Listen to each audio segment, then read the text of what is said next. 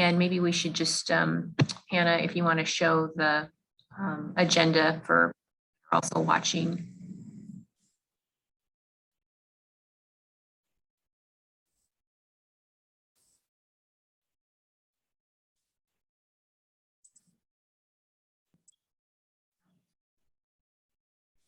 So it looks like you guys will be presenting articles 2, 9, 11, 13, 18, 20, and 21. We'll have a little break and then we'll come back and we'll present Article 24 and the MOUs. And then, well, you guys will have an opportunity to do the financial presentation. And then we'll set the agenda for the 16th. Yeah, I see some of our items listed, I believe. No, wait a minute. Yeah, I see. Is 16 on there? Let me look. Sorry, I can't see it on. I think it's 16, but 2, 9, 11, 13, 16. yes, I'm sorry if I said 18. My old eyes can't see very well.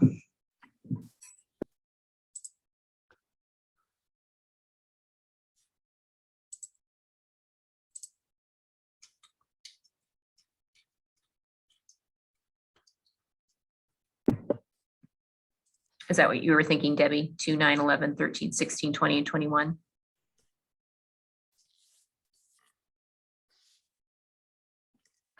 That's what I have.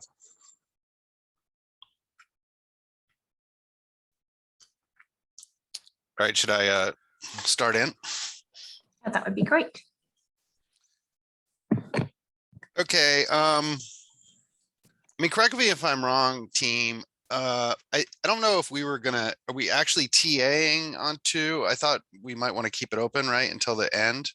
Okay, I see nods and thumbs up. Okay, cool. That's what I thought. But we're basically ready to accept what's in here now. The one thing that we've kind of like ran into, we're not quite sure how to approach it, is the issue of like flex time. It's only really in the only time in the contract that flex time is even mentioned is in definitions.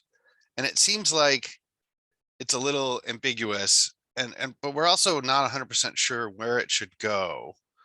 You know, and we've sort of like opened the articles for the most part. I think that we were going to open and made proposals, but it seems like flex time might be beneficial to possibly move it somewhere else.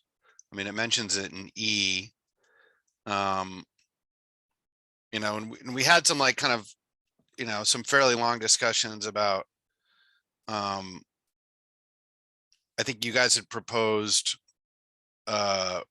written time may only be flexed with written approval of the supervisor. And we had some discussions about how that might be logistically challenging at times. So we'd like to talk more about flex time. But we're not sure that the only place it should be mentioned is just in definitions, if that makes sense. But I think otherwise, so Rob, is it not mentioned at all in like work hours, whatever article that is? it's not. You know, and it would be, I think it would be good for us to have a discussion on it. Mm-hmm. But it seems like, yeah, it's literally the only time it's mentioned is in definitions. You know, and I agree that probably work hours is probably where it should go. Mm-hmm. So do you guys want to just like think about that and maybe talk to us about it next time? Yeah. Hey Rob, is that language in D looks new or different from our proposal? Oh, maybe you're right. Is that no? I guess it is. Is that right, team? Yeah, this is new language. Okay. Yeah, for some reason I didn't record that on my notes.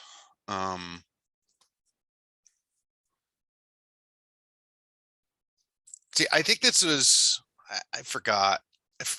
For some reason, I felt like we had maybe talked about this last time. But yeah, I mean, this was certainly language we wanted to include under D. Due process means recognizing the employee's right to be informed of unsatisfactory performance and have a chance to respond and prove necessary before adverse disciplinary action is taken. Workers have the right to consistent, predictable employer responses when a rule is violated. Seems like that's all pretty much the way that business is already conducted. So I guess you guys would take that back too. And then think about flex time. Maybe the I don't, on the flex time, I don't remember if that used to be in another article and your predecessor wanted to move it into definitions, or how we ended up with it there, or I don't know. I'm just looking right now. Let's see. I don't believe that we had flex time language. I think it was just compensatory language, which doesn't cover those of us that are not 40-hour employees. Yeah, okay, thanks, Melody. You're probably right there.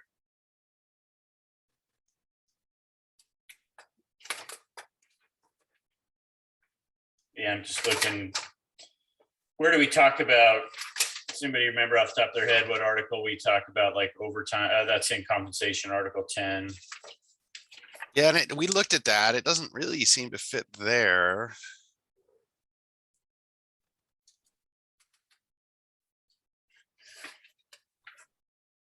In a lot of contracts, it would be like workday a year or something like that. Yeah. Okay, well, let us chew on that one a little bit. Yeah, I mean, I agree. It's odd to include as a definition if it's not a topic that's addressed somewhere in the contract. Seems a little odd. I know that, from time to time we have misunderstandings with employees, supervisors, both, about the definition between flex time and comp time. And especially as Melody was saying, if we have somebody who's not a 40-hour-a-week employee and they worked an hour later on, one particular day, sometimes people say, oh, well, that's overtime. Well, no.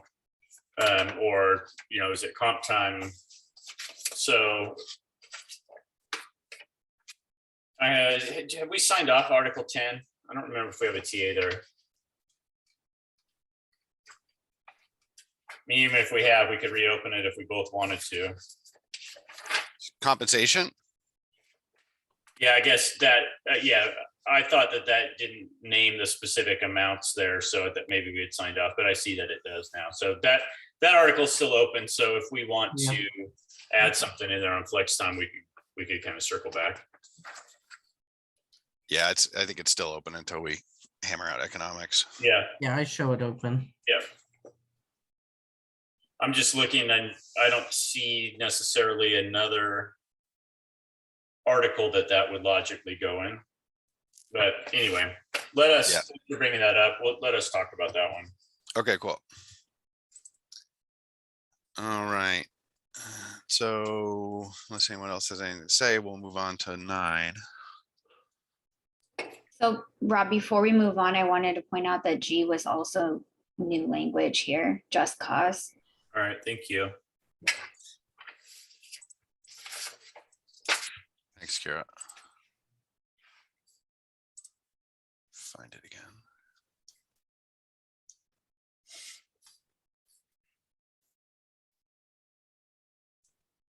So D and G were new. Yeah, it just caused a burden of proof standard employer must meet to justify disciplinary termination. Just cause is one of those like small phrases that's means a lot to us. Mhm. Not necessarily a lot to employees or some supervisors for that matter too. So I think having it in definitions makes sense. Okay. Thanks, Kara. Let me just scan it and make sure I'm not missing anything else. I didn't see there, did you adopt our definition, our proposed definition of plan of assistance, or did you have proposed changes to that? It looks like we did have proposed changes.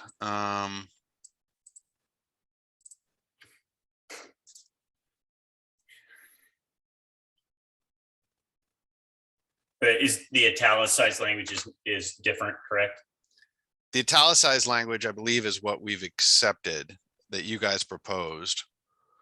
Yeah, and then that second sentence, programs of assistance shall be considered more corrective and considered to be corrective and non-disciplinary and shall be kept in the office personnel file unless program of assistance is not successfully completed.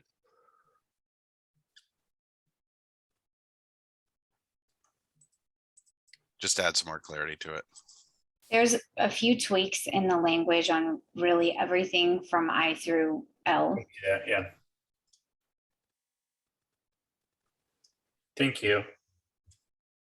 Yeah, that second sentence in I, this is oh, it's just that last part.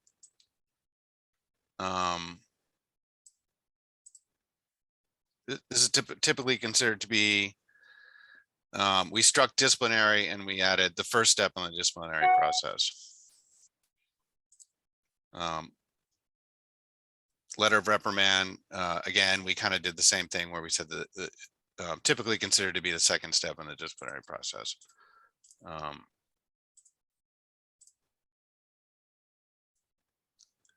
Then the summary, we wanted to make it, because we wanted to make it clear.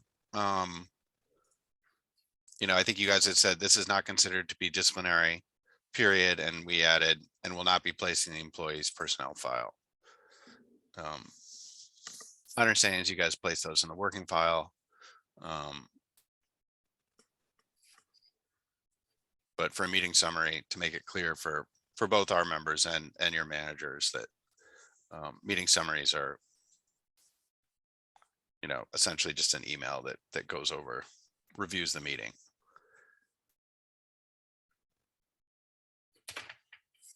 Okay, anything else in this one that's different? Well, I'm hesitant to say no.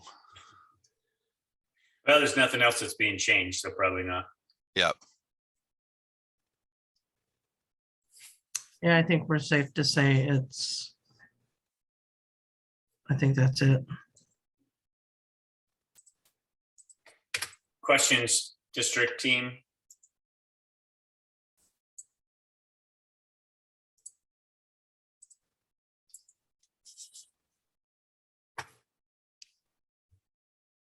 Not hearing any.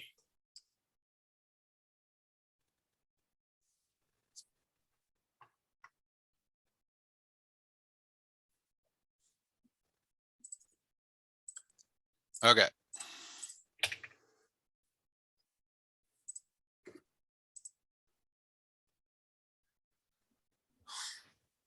So for Article 9, under F, it's hard, because on the one hand, I think we kind of hear your argument, that you don't, and I don't think any of us want, our goal here was to sort of disincentivize not skipping lunch. Mhm. But we kind of hear your argument that this could also inadvertently basically have people trade their lunch times for pay. Mhm. And I've seen this happen in other contracts. And that wasn't really our goal. So we're kind of willing to give up on F for the 1.5 times their hourly rate, and just go back to compensated at their hourly rate. But we are proposing G, lunchtime shall not be shifted more than 60 minutes from the original start time. Because what we're seeing is that for some classifications, their lunch times are being shifted to a point where it doesn't almost make sense for them to be lunch times. Mhm. You know, I mean, if they're not having their lunch, if they're supposed to have their lunch at 11:30 and they're not having it till 2:30, you know, that's kind of a problem. So we had a lot of conversations about this and how to sort of address it. And for now, we're just putting forward the idea that there would be sort of like a window of time that lunches could be shifted. You know, and I'm sure you guys will take it back and Yeah, so help me kind of play this out. So if it got shifted by more than an hour, would it just turn into F? That somebody had just, because there's two possible scenarios. A lunch gets moved, well, there's three. Section E talks about probably the fairly uncommon that somebody started their lunch and it was interrupted. So Section E, if we interrupt your lunch, then you're going to resume lunch as soon as possible after the interruption. Then there's a possibility that lunch, you have to wait and your lunchtime gets shifted. And then Section F, there's a possibility that you don't get lunch at all. Right? That seems to be those three scenarios. So I'm just trying to figure out the interplay between F and G. So if it got past 60 minutes, like you were supposed to take your lunch at 11:30, that didn't happen. We're now at 1 o'clock. The supervisor, it would just turn into you're going to get paid out for that time and not take a lunch break during the day. I don't think it's acceptable that even is allowed to happen. well, and it's hard too, because we're kind of giving up on the 1.5 times idea, you know, which we wanted to sort of be a disincentive for people to just not get lunches. Right. We don't want to then go to people just getting paid their regular hourly rate and not getting lunches. Yeah. We also, like, you know, we tried to figure out like how,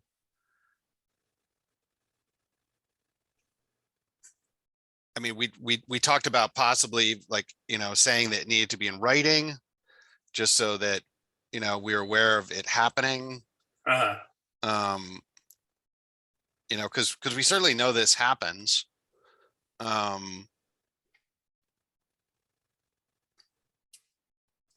know, I guess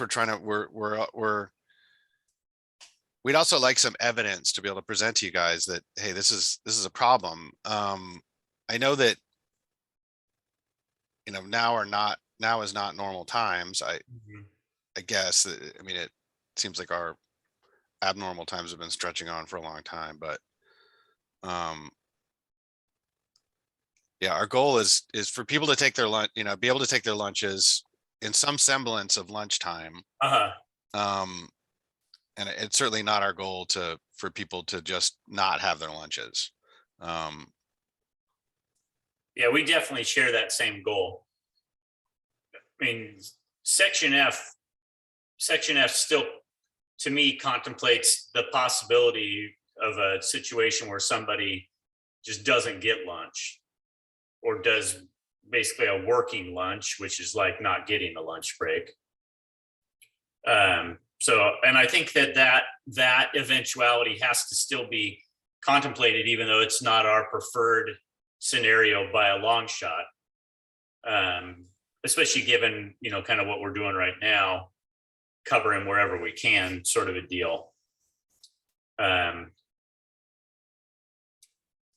I guess one of the things that we're hearing is that, like, you know, part of the way that this can happen is that there just won't be, you know, like the supervisor might be elsewhere doing stuff. Uh-huh. So say you have like a front office person who's basically sort of stuck without clear direction from their supervisor. You know, nobody's saying, okay, I'm moving your lunch, but they literally can't leave their post. Right. And they're just stuck there until, you know, an hour or two later. Mm-hmm. So we're trying to figure out how to prevent that. If supervisors know they can't shift their lunch more than 60 minutes, Mm-hmm. that might help. But I do kind of also get your point that I don't want to then push that into F. Mm-hmm. Especially if it's not, you know, if there's not like a lot of clear disincentive for them to just say, okay, you're not going to get your lunch. Mm-hmm. So I don't know, this one's tricky. It is. I don't know, HR folks, if you have any thoughts on this or anything we're missing.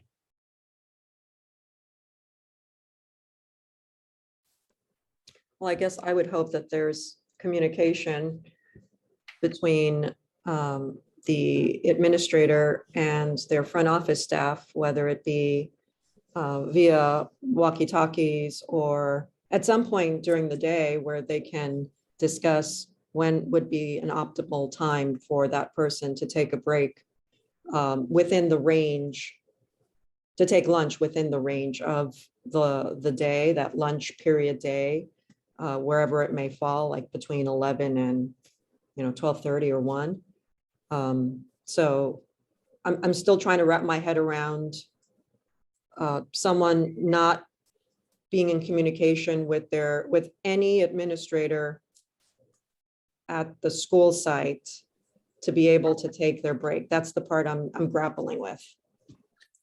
I mean, but I think what we're hearing is that it's not so much that that one of our members is not in communication with the supervisor. It's that the supervisor is not in communication with one of our members. Right, but the communication is two-way. So if I were sitting at the front office and I'm wondering when would be a good time to take my break, I would reach out to my supervisor. I'd reach out to my principal and say, when do you think I can get some coverage so I can go take my 30-minute lunch? Like it's just a question of having that conversation without the expectation that I'm going to be sitting in this position for 7 hours. I guess that's the part I'm not understanding. Mhm.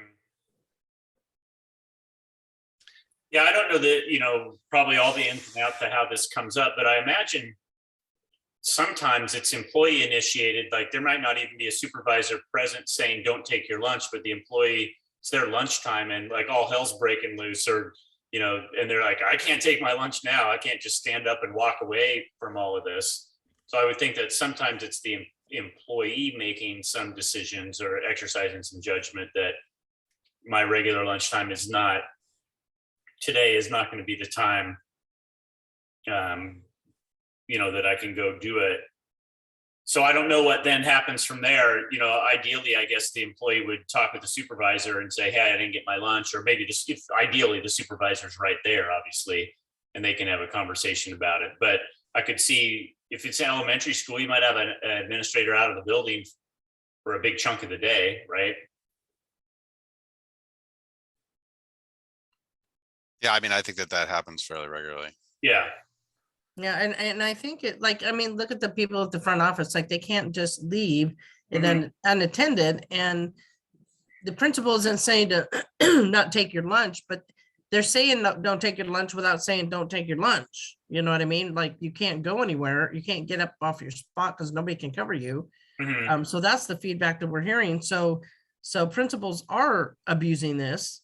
And we've had numerous people telling us that are, at admins all the way, this has happened a lot in the office setting. So I think if we put in there, no more than 60 minutes, then that gives them some accountability as a principal to make sure that happens. Like to me, to not get a lunch is inexcusable. The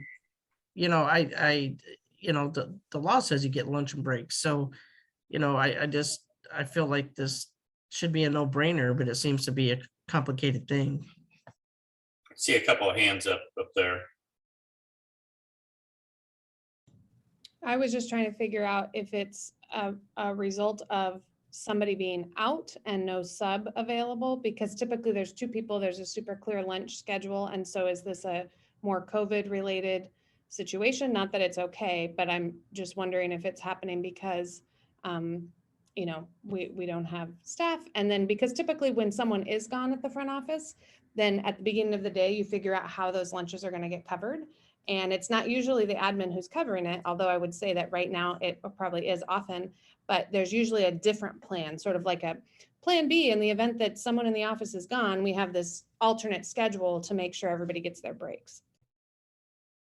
Yeah, this is something that it's been brought up even pre-COVID, way before COVID. So, I mean, this is something that still continues, that we still continue to hear about. Mm-hmm. I appreciate this conversation. I know, we're in the pandemic, but we're also, trying to be responsive to things. And I think one of the things that I keep thinking about is, like, if there is a situation that does come up, that should be an exception. That should not be the rule of practice. And so to me, one of the things that we have tried to do from the district level in terms of supporting schools is to talk with the principal. And we've had some of our principals, especially elementary state, there's a lot going on in our school right now. Can we have a future leader, or can we have someone come in and sub for part of the day? And then the beauty of our virtual work is that we want our principals to be responsive and available. And we've moved to that, virtual platform to try to be responsive to that. And so we have, I just want to say for the record, over and over, we have shared with our admin team that it is important and imperative that they provide lunch and break time for their staff. And I know that we have put that in our Monday notes multiple times. We have hit it in PK-12 meetings.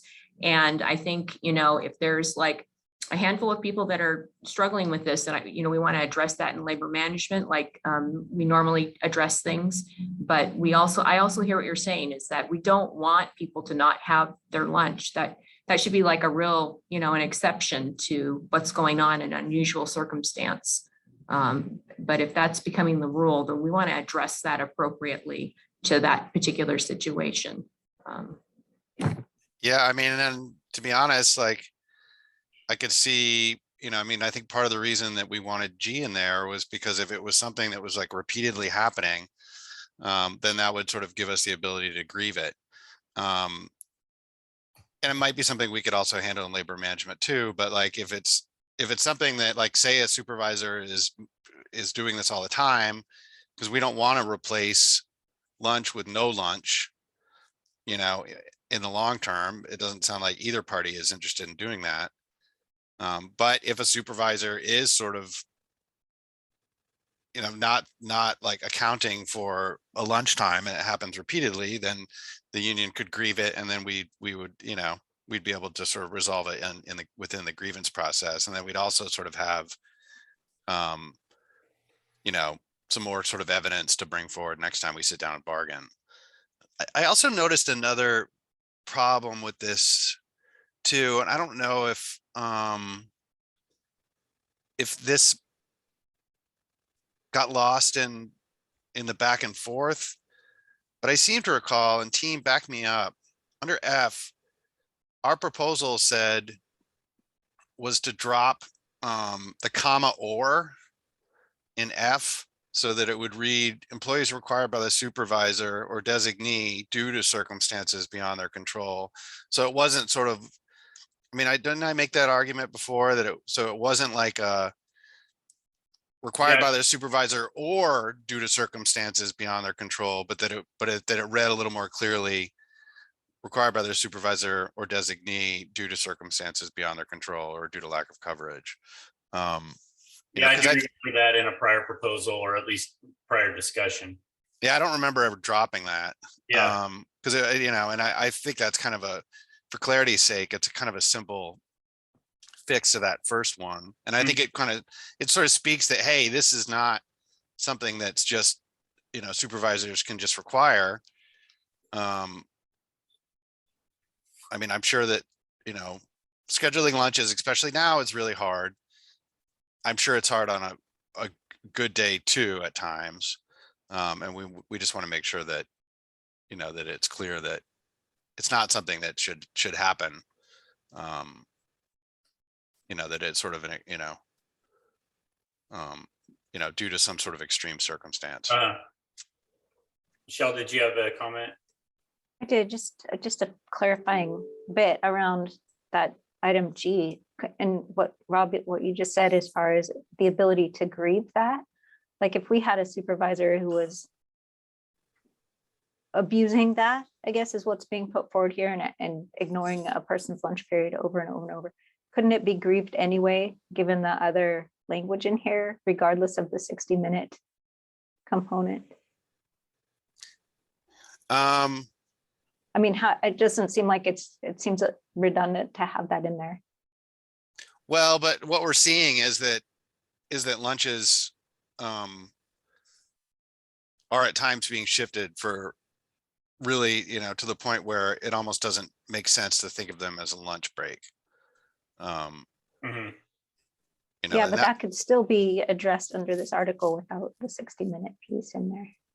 Based on what you just said about a supervisor doing it over and over and over. Like regardless of the time, it could be 10 minutes.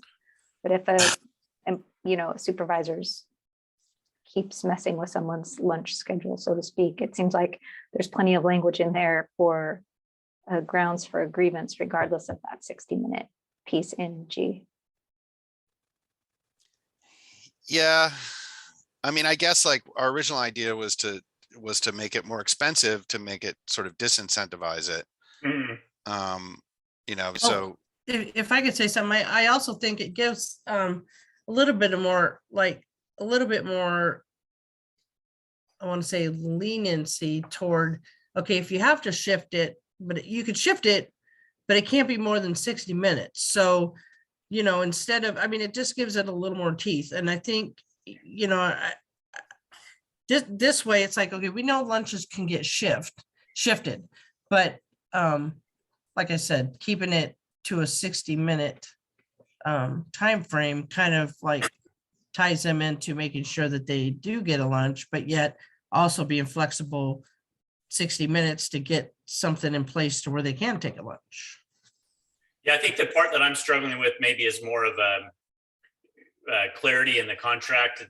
And so I'm not saying this would be our position, but I don't see how G lives with the back half of F that says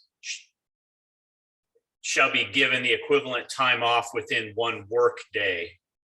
I don't see how those things kind of coexist, because G is saying I can't shift your lunch more than 60 minutes, but part of F is saying, as a supervisor, one of the options I have is giving you equivalent time off within 1 workday. So if I read that part of F literally, if you were scheduled to work till 3, I could give you 2:30 until 3 off, and I would have satisfied the obligation to give you the lunch break. Yet G tells me I can't shift that lunch break more than 60 minutes.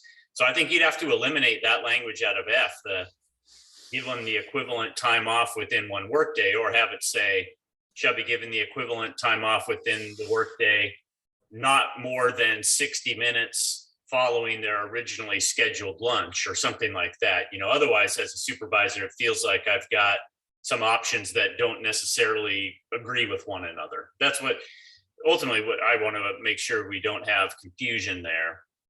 I get that, and I agree that should be taken out of F and then G put in that way. I agree with that. I'm not sure why we didn't catch that, but that is a good point, Brian. Yeah, and I don't disagree that once we get to 2:30, it's not really lunch. So, I hear what you're saying there. well, so maybe you guys can take it and look at it and propose a counter. But certainly, like, we consider as part of our counter today also crossing out comma or in the first sentence. Right. Yeah, I think you might have had that in a prior one, or we at least talked about that. So I hear Yeah, you. it was definitely in it, I think, in our last one. Yeah, I think that was in the January 5th proposal. Yeah, it's interesting it's kind of like a long sequence of statements about lunch breaks. If you start with C, that supervisors and the employer are going to confer to talk about when the best time to schedule lunch would be.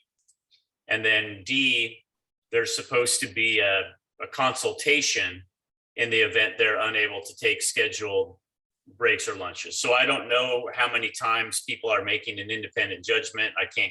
This isn't a good time to get to lunch. I can't do that.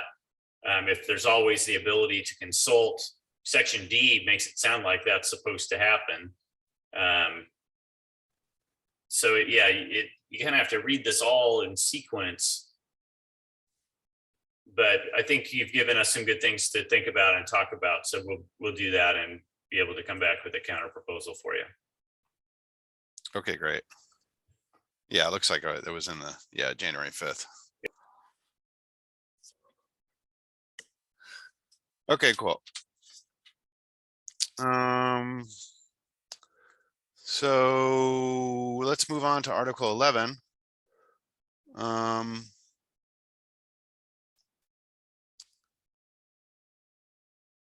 So we appreciate the clarity, Michelle, on 2 for financial institutions. And we're pleased to hear that once it kind of comes into effect that they'll be able to do, up to 2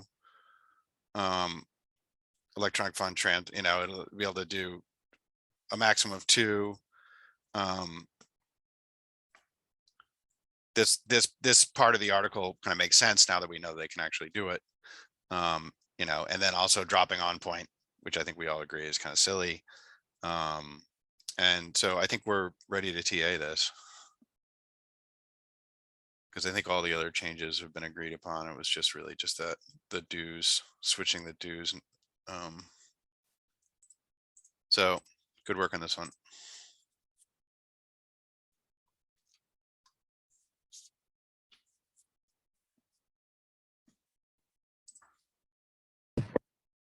Like we should have silent cheer for when we get a TA done.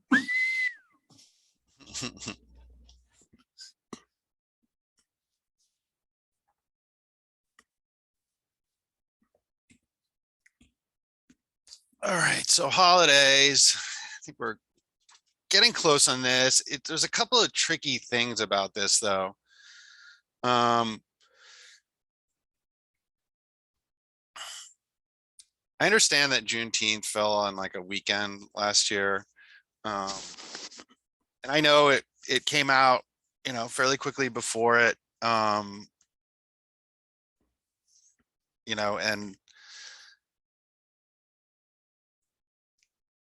I think caught some people unprepared, but it's a federal holiday.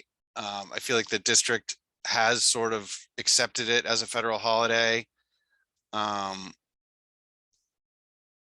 So it's a little hard to in some ways feel like we're now bargaining over it. I mean, we're all for it. Like we don't, we certainly want our members who would be working on Juneteenth to not have to work. But I guess another problem too, and we're willing to drop under B Friday after Thanksgiving, but you've got to kind of understand a couple of issues with that. For one, the Friday after Thanksgiving impacts most of our members. So on the Friday after Thanksgiving, a lot of our members, some of our members, the 12-monthers will get it off and get paid for it. For the people who work less than 12 months, which is almost all of our non-12-month employees or members, they would get the day after Friday, the Friday after Thanksgiving off essentially, but they wouldn't get paid for it. So that is kind of a little bit of a, lack of equity between our kind of 2 employee groups. The other thing too, relates to like the costing of this, because like we understand that the Friday after Thanksgiving impacts, most if not all of our members, so if we want to take the Friday after Thanksgiving off for our less than 12-month employees, we can understand that there is an expense related to that, because you're paying for another day that you wouldn't normally have. But Juneteenth impacts such a small amount of people, the people who might or might not, end up working on Juneteenth, I think is a fairly small pool. And the way that you guys are presenting it in your costing is basically that the Friday after Thanksgiving and Juneteenth are equal in terms of how expensive they would be to the district. And we kind of disagree with that. Like, it seems like it would be a much, much smaller number, for Juneteenth. So we're holding on to Juneteenth, under B, but willing to drop Friday after Thanksgiving. Even though frankly, we're kind of bummed about it, because it does impact, that would be an additional Friday, additional holiday for most of our members. And like I said, some of them get paid for it, some of them don't, and there's a little tension there. But maybe Michelle, you could kind of rethink the way that the costing has been presented for Juneteenth. It's also just hard to feel like we're bargaining over it and being asked to pay for it out of a section of our settlement. When it's a federally mandated holiday that we know the district is gonna observe one kind of way or another. I don't know if anybody else on my team has any. Rob, I can share with you how we're approaching Juneteenth for other 10-month employees. So for our licensed group, that's it's not going to be a paid holiday for them. So I feel like there's a cost associated with that that's greater. It is either all 10-month employees will get it or none of them will. So I mean, the cost is kind of the same if our calendar overlaps that day. So for even administrators, it's a non-contract day, and it'll be honored by not working, but it won't be a paid holiday. So I think that's. I think the way we costed it, Rob, is, for us, if it's listed as a less than 12-month employee holiday, everybody will receive a day's pay for that day, regardless of whether it fell within their contractual work year. We don't have language. I don't remember or see language elsewhere in the article that, section C says you have to be on compensable status on your last scheduled work day before and your first scheduled work day after. Well, your last scheduled work day before could be June 14th, and your scheduled work day after could be August 30th, and you would be on compensable status for those two things, and therefore entitled to that holiday pay. So we've been costing it as a full cost, because for us, if it shows up in that list, every employee gets a day's pay for that. So to me, it would be different if there was qualifiers on, okay, you get paid for things on this list if it falls within your regularly scheduled work year. Then that to me has a different cost potentially, because some years it might be a cost for our 10-month folks because June 19th happens to fall in their work year. Some years it might not, because their work year might end before there. So that's why we costed it like we did, is because for us, if it's on the list, it means everybody gets the equivalent of 1 day's pay, one more day's pay. But I thought we were also discussing last time about how it's very rare for 10-month employees to actually be working on Juneteenth. Right. Yeah, I agree. I think we're just talking past each other. I think our costing is, if Juneteenth is on this list, then regardless of whether 10-monthers were scheduled to work on that day, they would get pay for that day. That's why we get costed it as a full cost. And sorry, go ahead. You were saying something. Oh, so none of the other holidays listed here are at any point when a 10-month employee would be potentially working under B.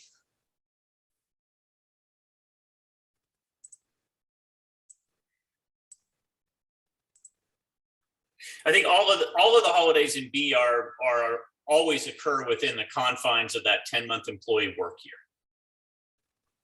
We probably never have a work year that ends before Memorial Day or starts I guess you could start after Labor Day. Yeah, sometime. It did last year, I think, right?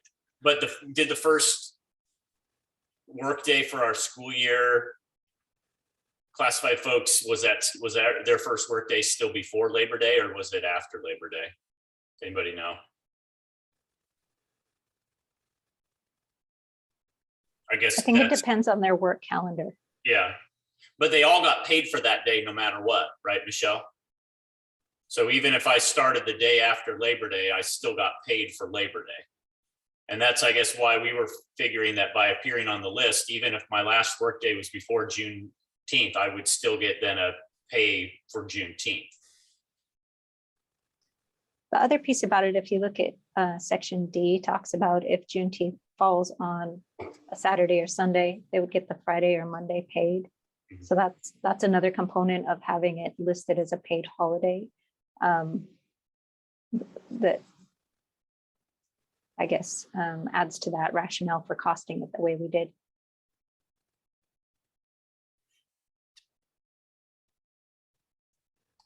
So even if you guys are saying that even if a 10-month employee stops working before Juneteenth,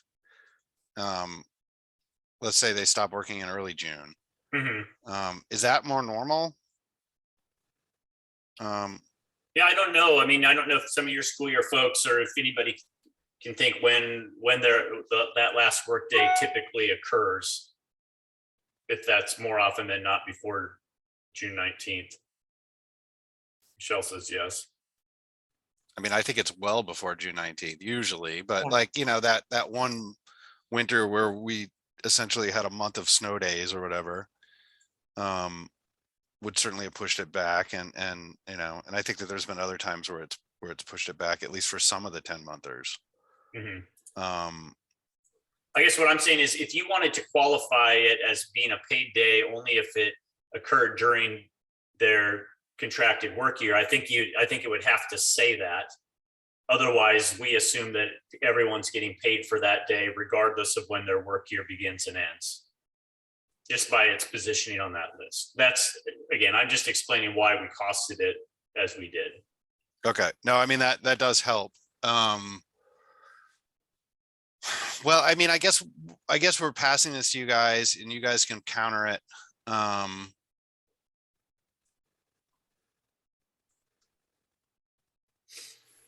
I don't want us to get into a huge thing about, you know,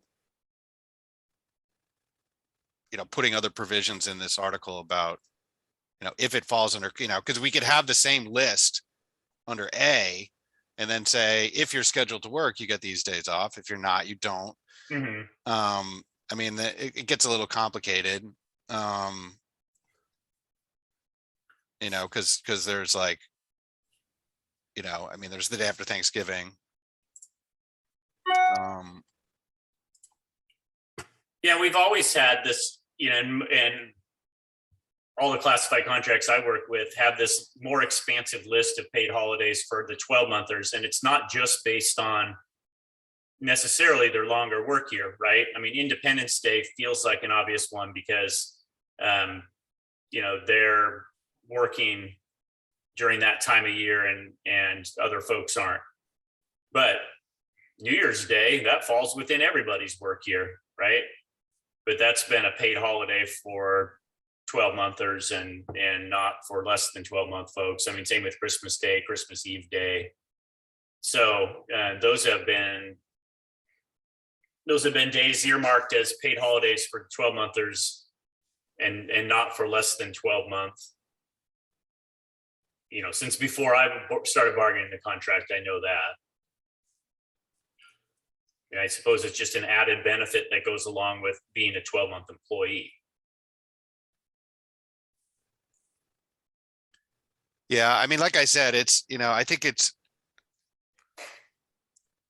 helpful for us to understand you guys' reasoning behind costing, you know, so our members can also understand it. You know, it is a little hard with the Friday after Thanksgiving on one list versus the other. And then also it is a little hard, you know, in that Juneteenth is, again, like a federally recognized holiday.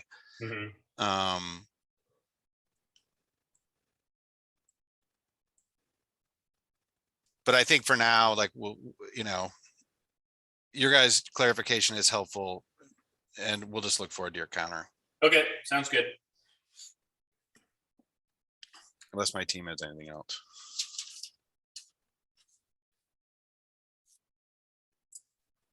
So we're on to 16.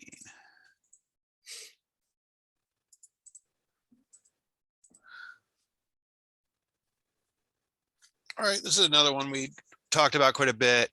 You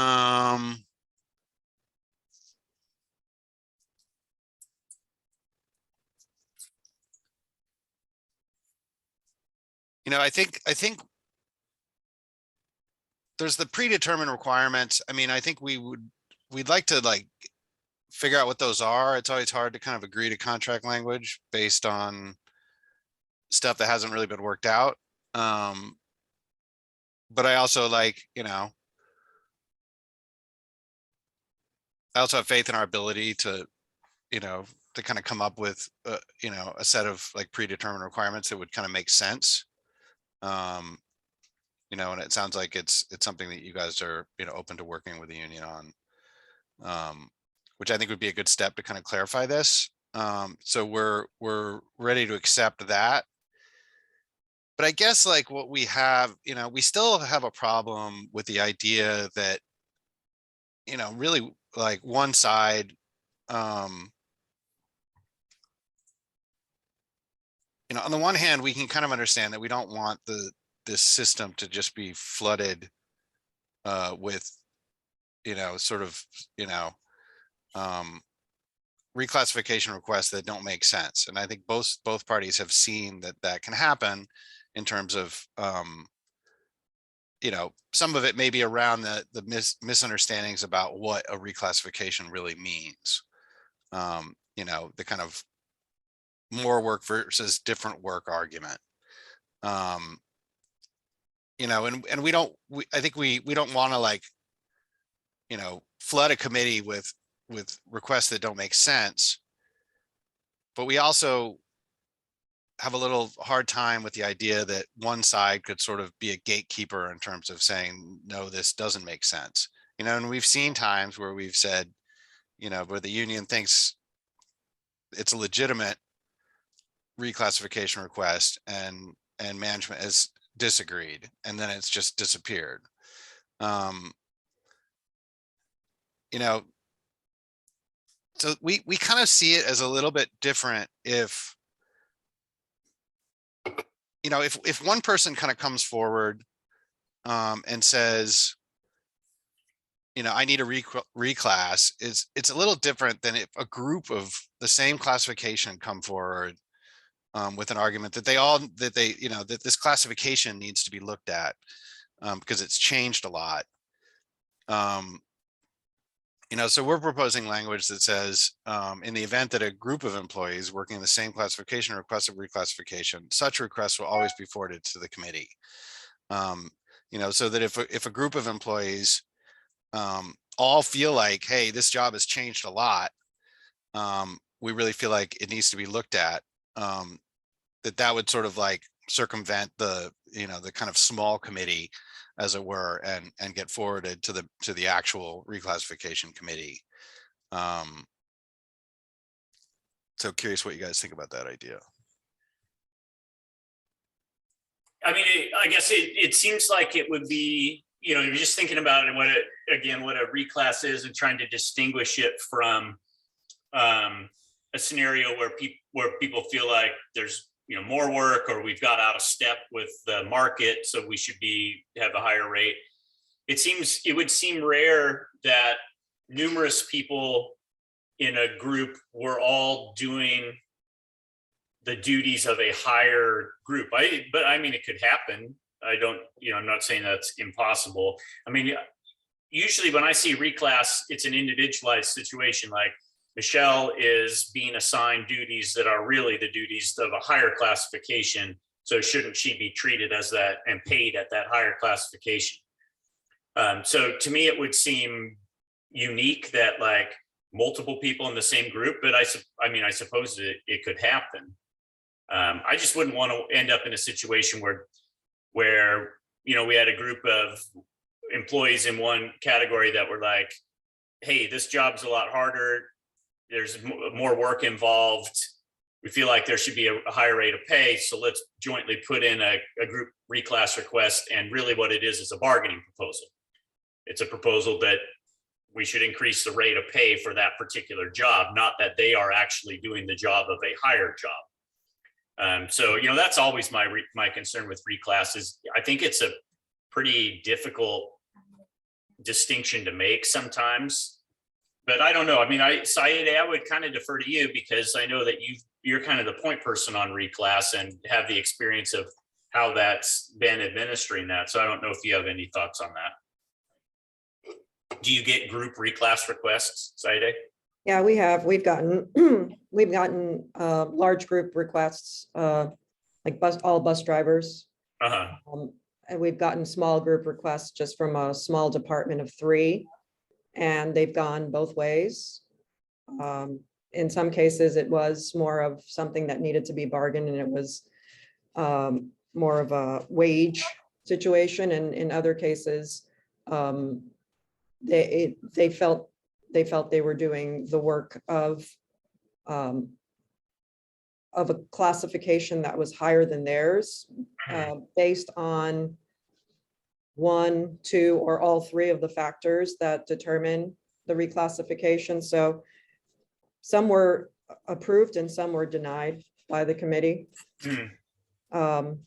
And I think all of them came forward prior to the language with respect to myself or someone from HR and someone from HCU meeting to review the reclasses. Had the ones that were denied come to that smaller committee, we would have determined that it was more of something that needed to be discussed in bargaining and not a reclass, but we didn't have that mechanism to do that at that time. Well, I think a good example would have been the health room assistants. That was one group that was trying to reclass, and they have a lot more responsibilities. And I'm trying, Melody can speak on this more because she was doing more of that, but it got squashed. And I think the one that squashed it was you, Saeed, right? I mean, I'm trying to recall this. Was it was a one-sided squash? The admin support ones wanted to be reclassified as admin support 2s, but only the high school admin support ones. And so part of the discussion that we had where we have admin support 1s in every single one of our schools. So to reclassify 4 people at the high school for a position that's held by many throughout all of our schools, it wasn't justifiable, the type of work they were doing with the request for reclassification and just solely focusing on 4 people.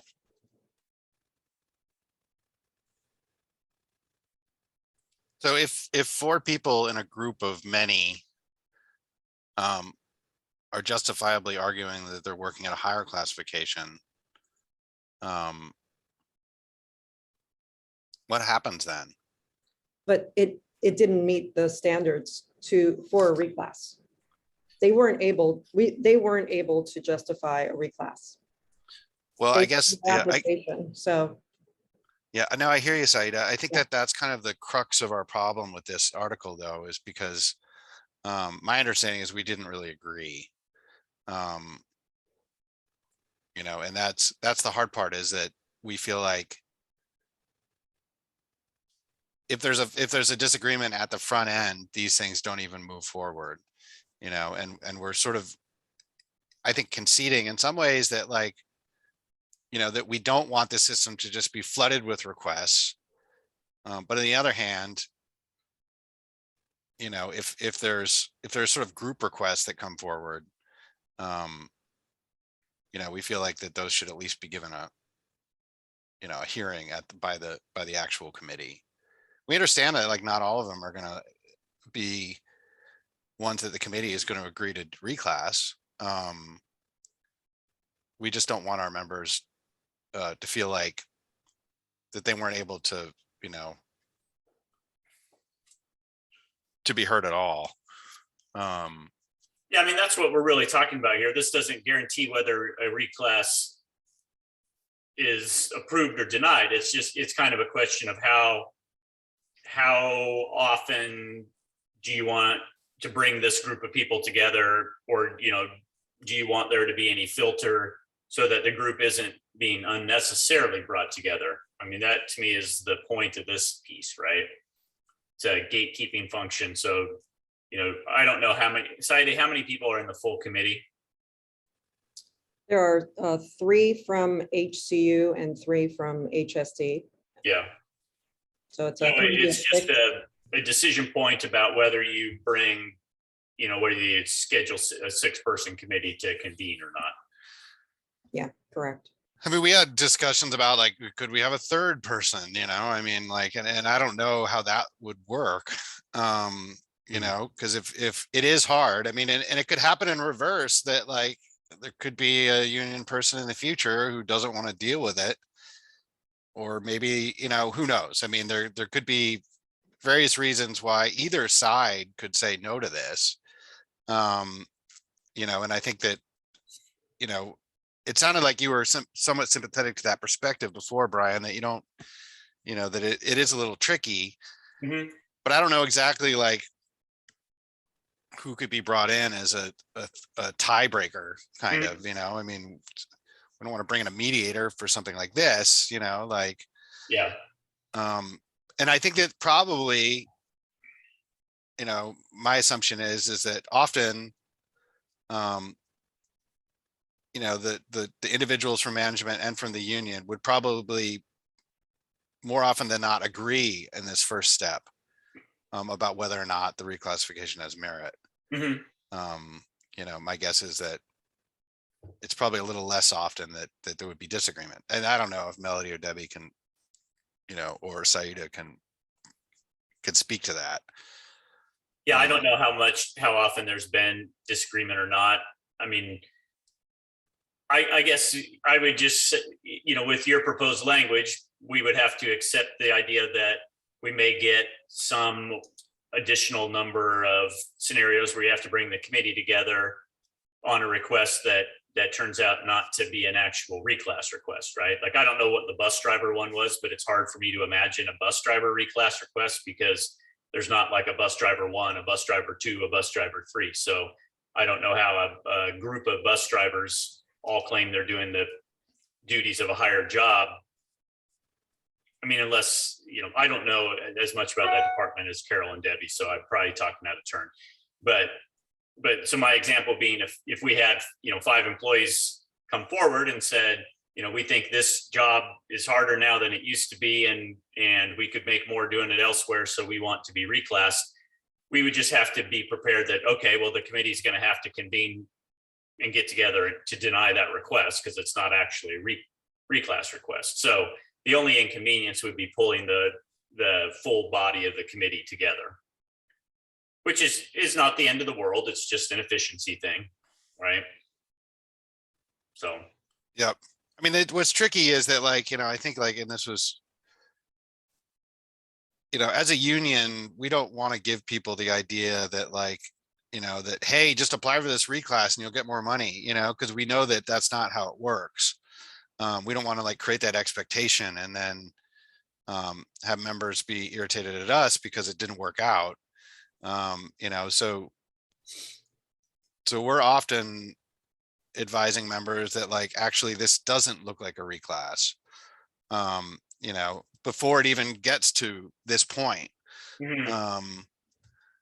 So I think that was part of our original reasoning to sort of say, hey, if one side thinks that it should go forward, then it should probably go forward. Okay. But this is like, so this is an attempt to have some sort of a compromise in this, where it just, so it doesn't feel like, because I'm not saying you say no to all of them, Saida, like, but you're, a predecessor down the road, who knows how long, might just do that, and it's, or a union president down the road who just doesn't want to deal with this. Because, and I've dealt with a lot of reclassifications. It's complicated. It's, it's somewhat subjective. I mean, it's not any, you know, it's often not easy calls to make and requires going over a lot of detailed work, you know, like, so I think that was our, you know, one of our big concerns. I don't know if any of us feel like this is a perfect solution. But I think, like, you know, we feel like if a group of employees feel like they're all working out of class, that, you know, that should be kind of recognized and looked at. Okay, I don't know if it's not really a perfect fix, but like, I don't know if there is such a thing. sure. Okay, we'll take a look at that. Okay, great.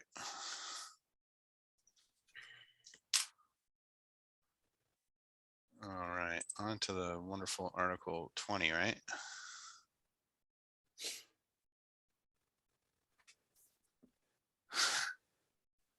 All right, so the many twists and turns of this one small section of Article 20. I remember when we first started talking about Article 20, Carol was kind of amazed that that it looked like it was going to be fairly simple, and I think in some ways it has. I don't, you know, I think most of the changes in this article we agreed to, maybe, you know, both sides agreed to almost immediately. But for summer work, it's been a little tricky. So after a lot of discussion on our part, and certainly, you know, we've talked about it here at the table quite a lot, we're ready to drop our idea that, you know, that there would be like a certain amount.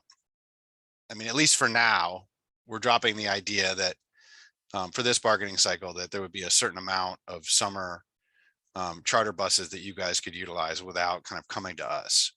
But what we're adding instead of that is, if a charter buses are utilized during the summer, transportation must provide documentation that no HSD drivers were available. This documentation must include a list of who was contacted, who was unavailable. It must include dates and times of contact. I don't think that that's a huge ask, and Carol, you can correct me if I'm wrong, because it seems like you're already kind of going through these steps. If the requests are going through you, you know, that you would be kind of attempting to use people who had signed up for summer work. You know, so we're essentially asking, you know, and I don't know if this would be like an email, or, you know, if it would be like a spreadsheet, if it happened a lot. But we're trying to avoid, like, I think we're trying to avoid like the free for all that was last summer and might be somewhat this summer too, where a lot of these requests were kind of like flying under the radar of transportation. We think that they should go through transportation. And also, we just want to know that, like, you know, that if summer charters are being utilized, like, that HSD drivers at least got a chance to drive them. Because we also understand that there's, you know, we know that not all transportation, that not all drivers, you know, are signing up for these trips. You know, we would just like to know, you know, that at least the option was there. I mean, we'd love to see you guys do, you know, 12-month employee drivers who are signed up for 12-month employees, and we bat around ideas. Could they be like a weird 10-month schedule or something where they're working in the summer and then part of the school year? I don't know how exactly that would work. But I mean, I see Carol's hand up. So Carol, what do you got to say? I didn't even know my hand was up. I must have hit that by mistake. So sorry. That's all right. But what my first thought is, and I was reading this, is I think that we're missing the piece here, that I'm not the only one who approves the use to transport kids. You know, there are times that I forgot what they're called, OSP. You know, they may have a special grant going on. They may have other opportunities for kids that, in partnership with other outside organizations, that they choose to do this. So I think that you guys are missing a little bit of that, is that I don't control all usage of every way that we transport kids, nor would I want to be.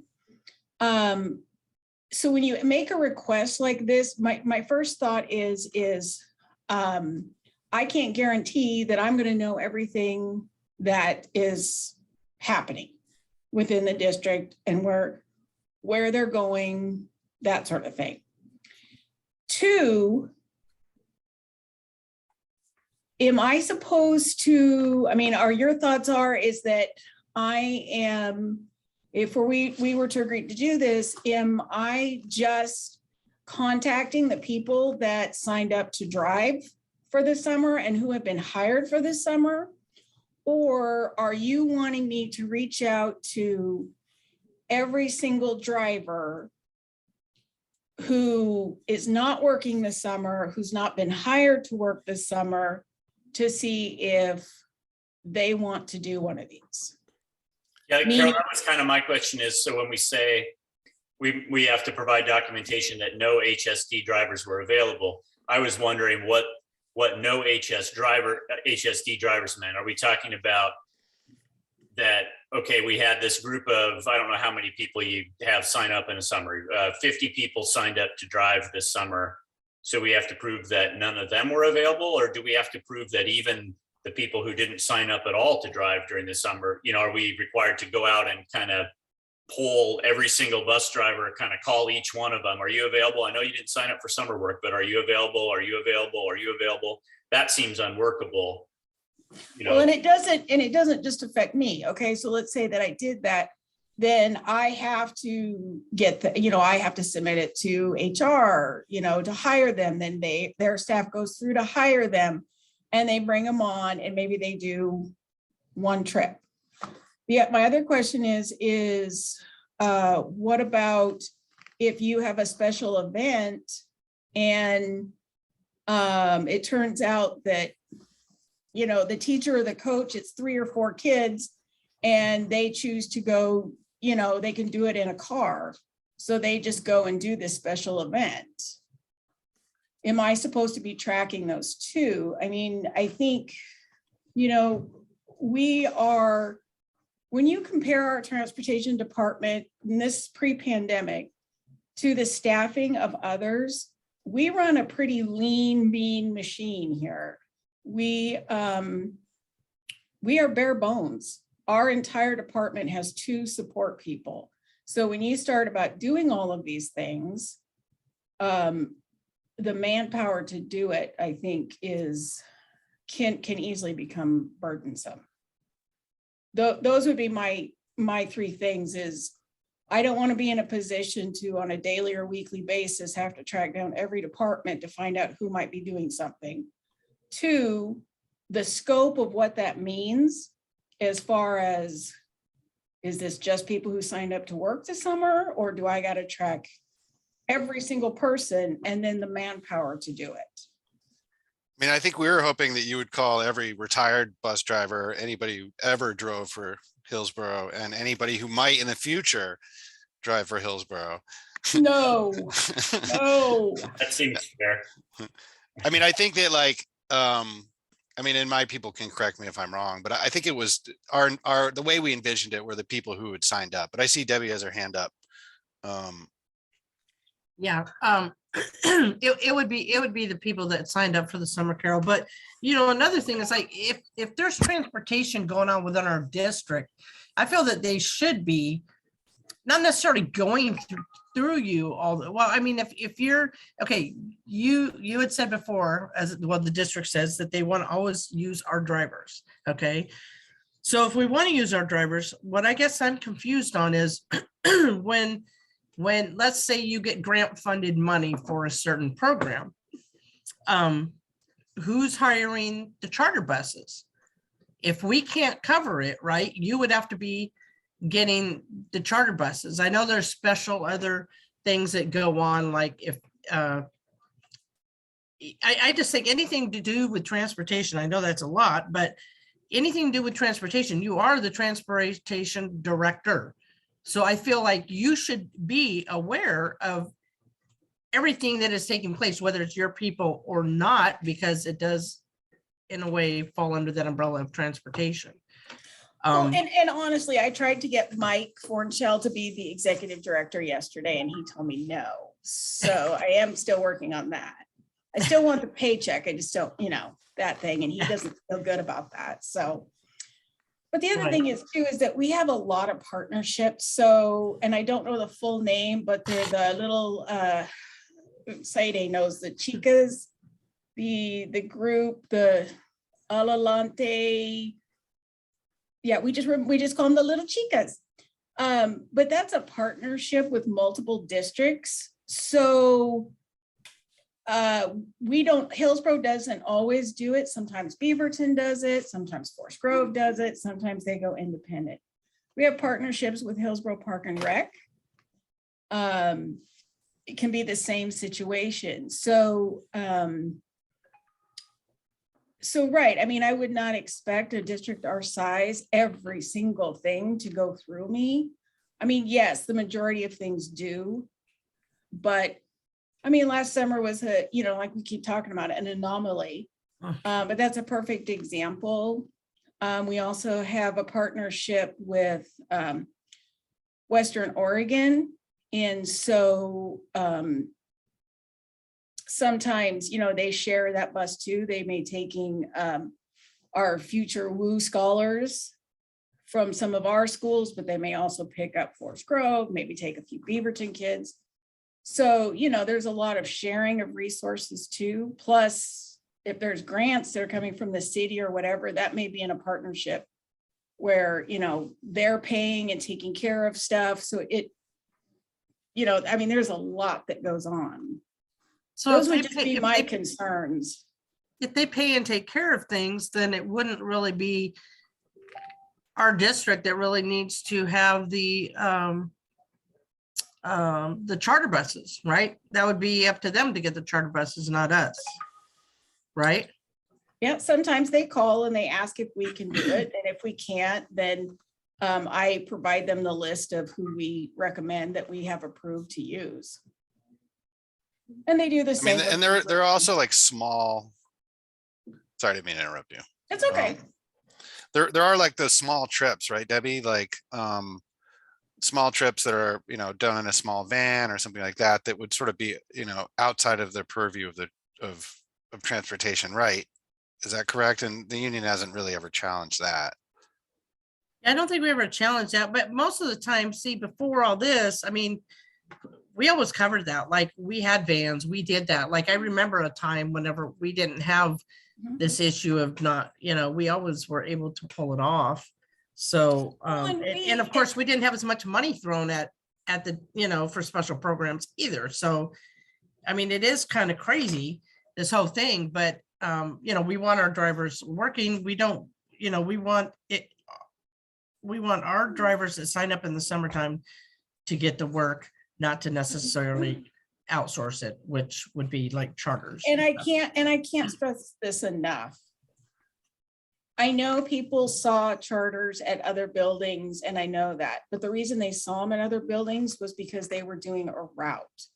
They were going someplace, they were coming back, they were working. So they weren't doing the trip.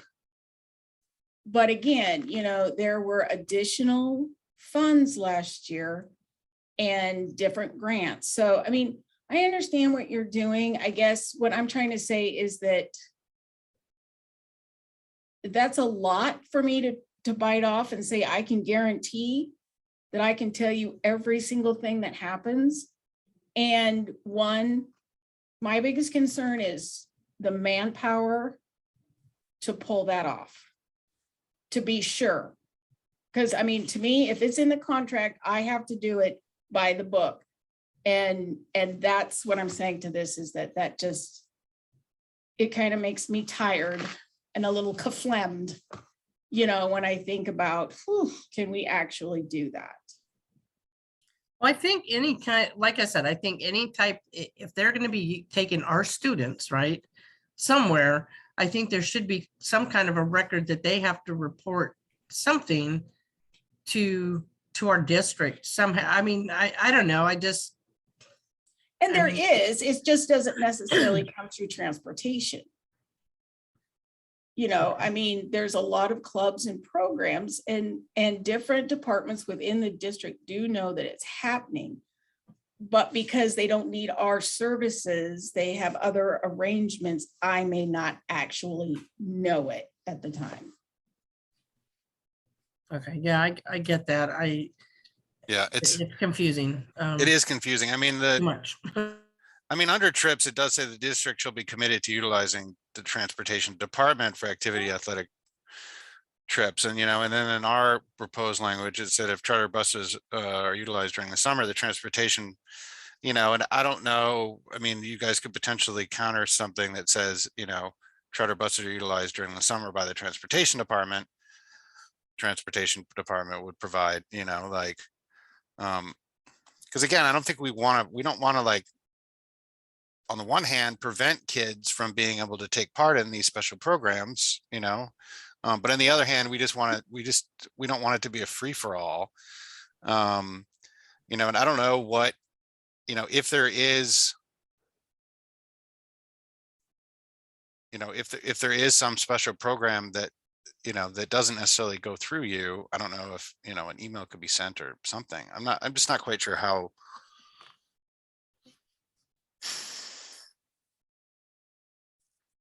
Because part of it is like, by documenting, because our drivers see a bus and that immediately annoys them. They come to us and say, why was this bus there? This is a charter bus. It should have been I should have been driving it. I mean, it could be that they were driving, like you say, they were driving well, they were already busy doing driving duties in another capacity, and you didn't have you didn't have enough people to also have this a district driver driving, so you went to a charter bus for this other program. It just seems like there's got to be a way for us to be able to communicate to our members that like, hey, sorry, there weren't enough district drivers available, so the district went to a charter. It's a way that we can sort of answer that. And then if we also see that,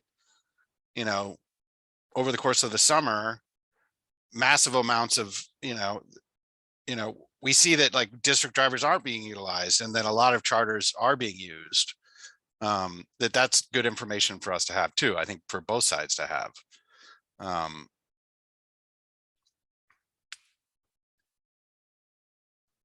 So I don't know.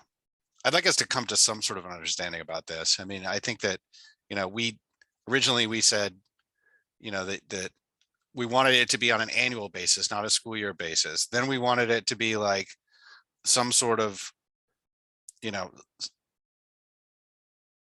limit on how many charters you could do during the summer. Now we're just saying like, just provide us with some sort of documentation so that we can communicate it to our members. And also like ascertain whether or not this is a big problem, especially going forward, hopefully into a somewhat more normal summer. Knock on wood. So I feel like we're trying to like move in your guys' direction. So maybe you guys can kick us around and see if you can come back to, something that would allow us to like move forward with this article. Yeah, I mean, we'll definitely keep talking about it. It's a challenging one to find a resolution on, and made more challenging by we're all fresh off of a pretty chaotic experience. So that always makes it a little more difficult or it makes it easier to find problems with potential solutions, because if we're running them or testing them against what happened last summer, a lot more problems emerge. So, but yeah, I mean, we'll continue. And each time you guys have made a proposal, I mean, I hope what is we honestly discuss like, how would this impact things? Could we make this work? Are there different solutions available? I mean, and obviously what we've talked about from the very beginning was first and foremost wanting to make sure we're not shutting down any opportunities for students to be transported somewhere or have an experience or have a service. So that's always our first lens that we're going to use. But yeah, we'll continue to have discussions on this one. I have another question. Are Are the special programs that are going on during the school year, are they using charters as well? So I can tell you right now, we already have cut services to students because of the driver shortage. Part of it, yes, is under the umbrella of COVID. But right now, the only trips that we are doing are athletics and band. I don't know how we're gonna do spring sports. I mean, bottom line is, I don't know how we're gonna do that. We aren't using charters because I'm doing my best to keep us under that 12. Right now, we've used, and correct me if I'm wrong, Denise, has there been 1 or 2 district paid? And then I think there's been a total of 4 or 3. 2.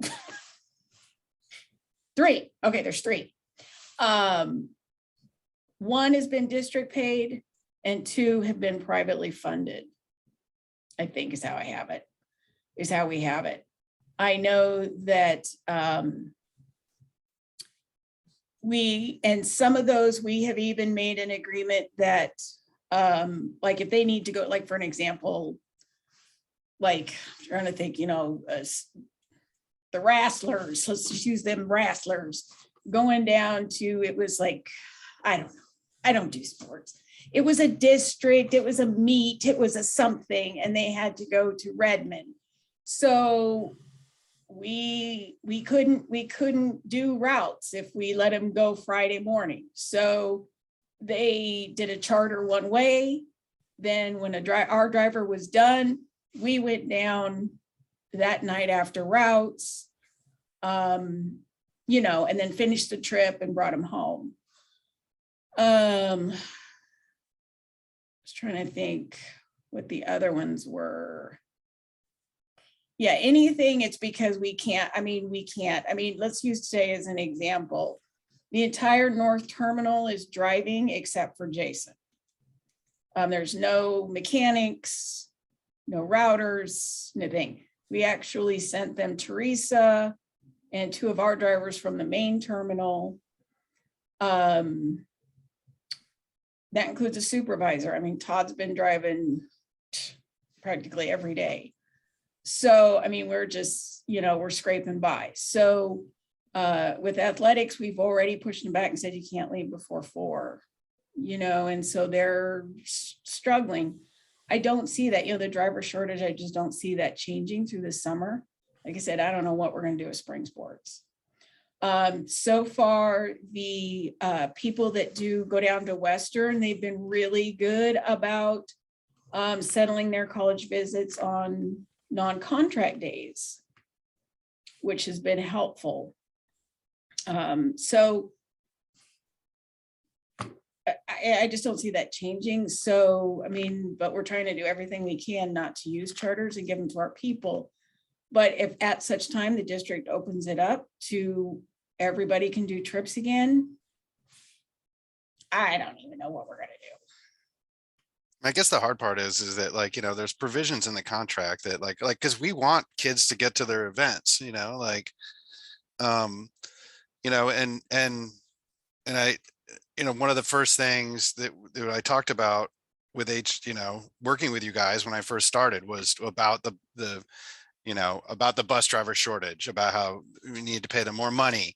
Also, introduce this idea of, I forget if we introduced it or expanded maybe the use of charter buses, within the contract. I think it's where we got to the number 12. And then we said, if you guys get to, a point where you need to use more than the agreed upon 12, that we just get together and talk about it. And I seriously doubt that the team that our side of the table is going to say no to, to a really good trip for the kids. I think what we really want to know is, are there district drivers who want to do the job?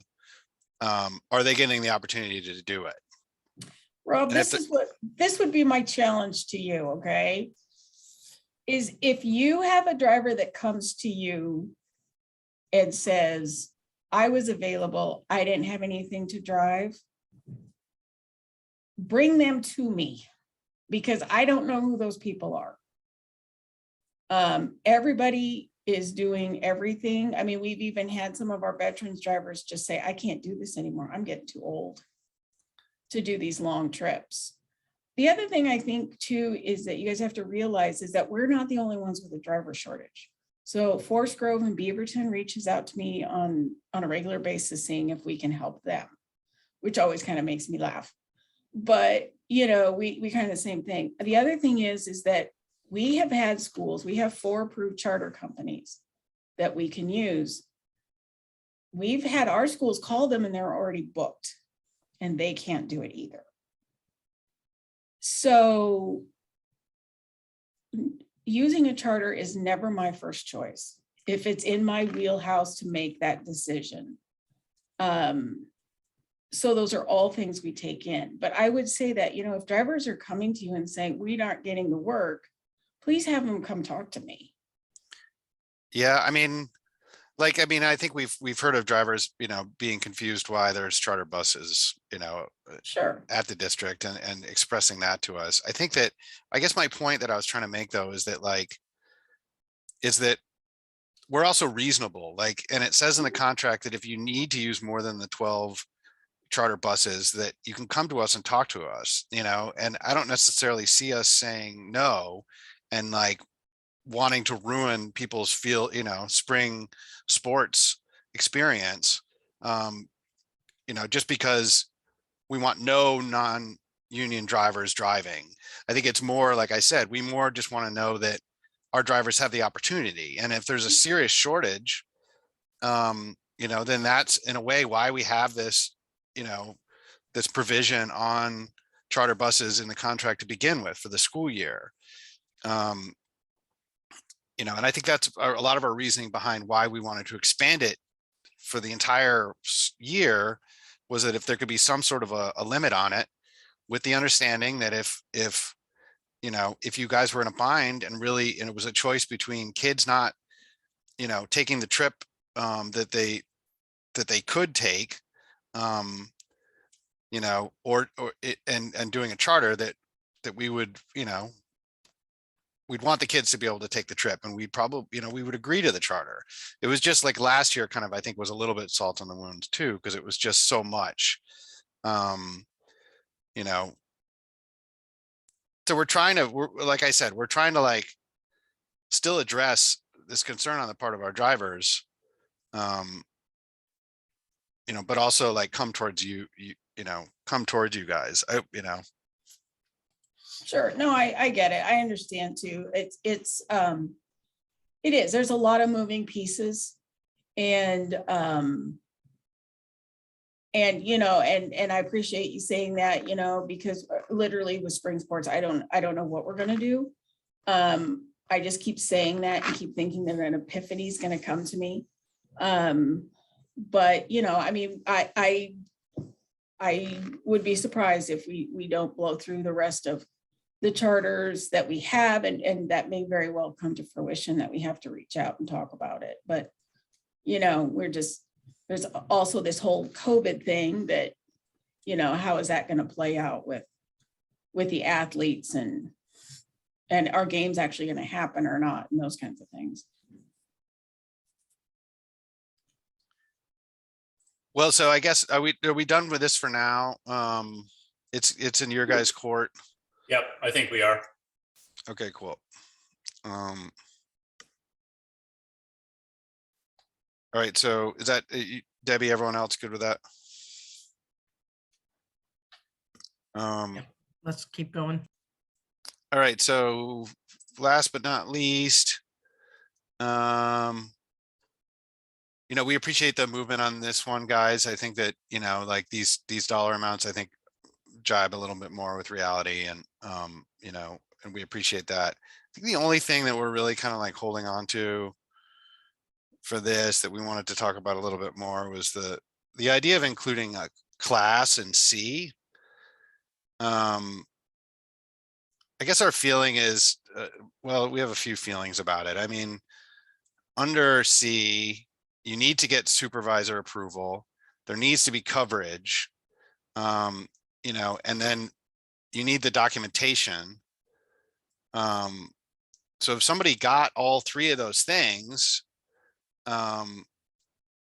which I think our side would understand is a little bit challenging to imagine all those three things happening right now, but I think that it could.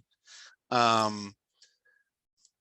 it seems like there's a lot of like checks to this, that we're not asking for a blank check for people to be able to disappear during the middle of the day. But if, you know, if there is a supervisor who's able to approve it and the work is covered and they've got the correct documentation, we don't necessarily see why a class is not a bad, you know, shouldn't be in there as even a remote possibility. You know, we think this could be something that, like, you know, as far as like professional development, could be something that the district would really like benefit from. You know, and we know people who are, you know, would like to utilize this to study another language, which is something that the district has already sort of, you know, placed value on, you know, you know, so we're not sure why including that class is a problem. I also feel like it was mentioned somewhere else when we were looking at this originally.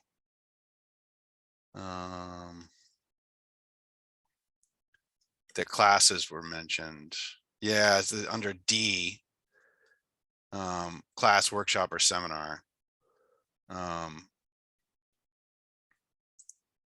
So yeah, we're still holding on to class, and I don't know if my team has anything else they'd like to add to that.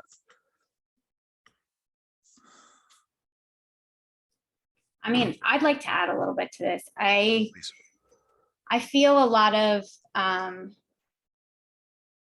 feel the weight of, I'm the only member on our bargaining team who is in school currently, I think. And so I feel the weight when we come to the table of representing our members who are in that category, who are either, you know, attending college or doing some other form of professional development.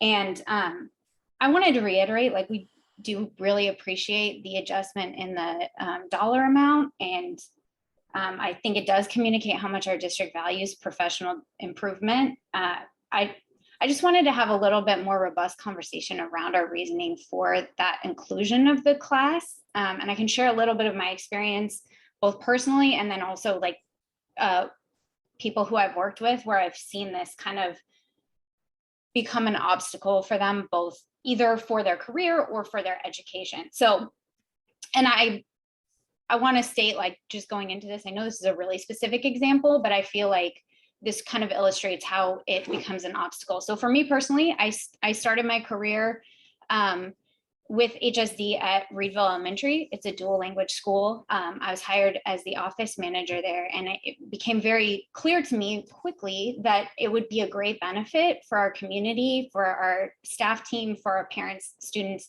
for me to be bilingual, which I'm not. So I started pursuing language classes and got as far as I could, taking evening classes. And as you know, the higher you work up in your coursework, the less flexibility there is in certain things.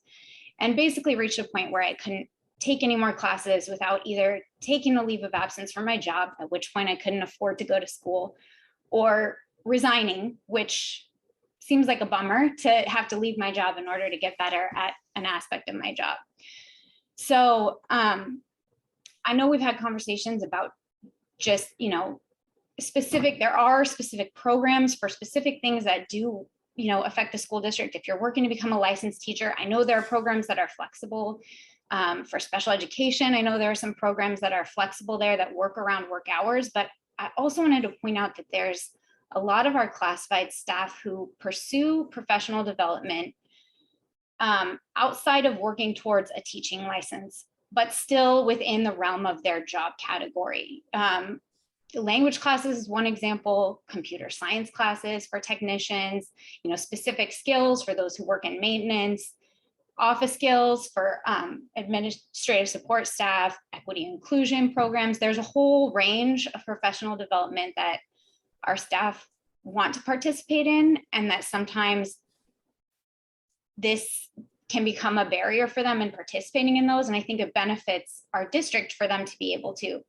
I also wanted to speak to, because I realize I'm talking a lot about my personal experience and we're not bargaining a contract for me personally, although that would be nice, but we're here. I mean, we're here for the whole membership. And I just wanted to say, like, in my experience, I've worked with a variety of educational assistants and special education assistants who have been pursuing coursework on their own, some of whom access the professional development fund, some of whom pay for their classes out of their own pocket. And I've seen many of them come up against cases where they've, requested, oh, can I have, this like couple hours off one day a week to do this, or can I work a half day on Friday so I can go to this class? And, weren't able to make those adjustments due to our contract language. And I think in almost every one of those circumstances, our team would have rather had them for 4.5 days than not at all. We'd end up with long-term subs or long-term vacancies, or having to hire new staff and train new staff. And ultimately, some of those people that I worked with left the district and didn't come back. So I think, when we're talking about employees who want to pursue professional development for their career, it's a bummer to see them leaving because they weren't enabled to do so. So I understand why the policy is the way it is. I understand how it impacts our schools and our buildings when we don't have staff full-time for all of their scheduled hours. I'd just like to see, I would hope that there would be some more flexibility on these policies to enable those who really want to grow.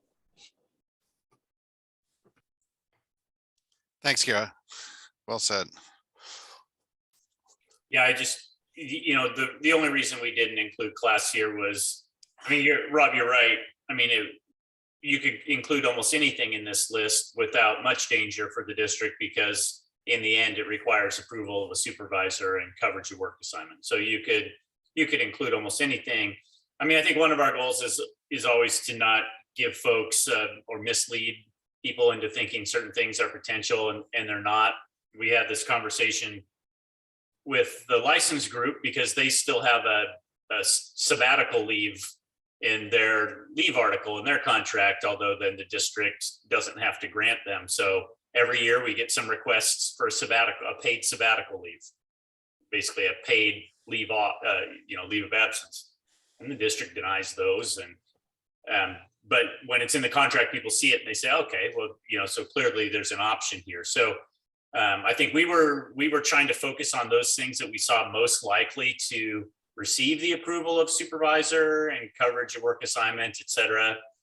But I understand your point that, we're always still protected by having those kind of checks and balances in there. So we'll talk about whether that feels sufficient for us. Another thing we could do too is get less specific. Where it doesn't spell out, it could say like, an employee may visit another school or facility or whatever district or to attend, for professional development. Mm-hmm. But I don't know. Okay. Yeah, we'll talk about that. Also, class felt like it was, and I think maybe this is where you're going with this, Rob, the inclusion of class felt it didn't feel like it was within that category of things listed, right? Those are all, when the language was written, it seems like the intent was to cover single instance scenarios, right? I'm going to visit another school.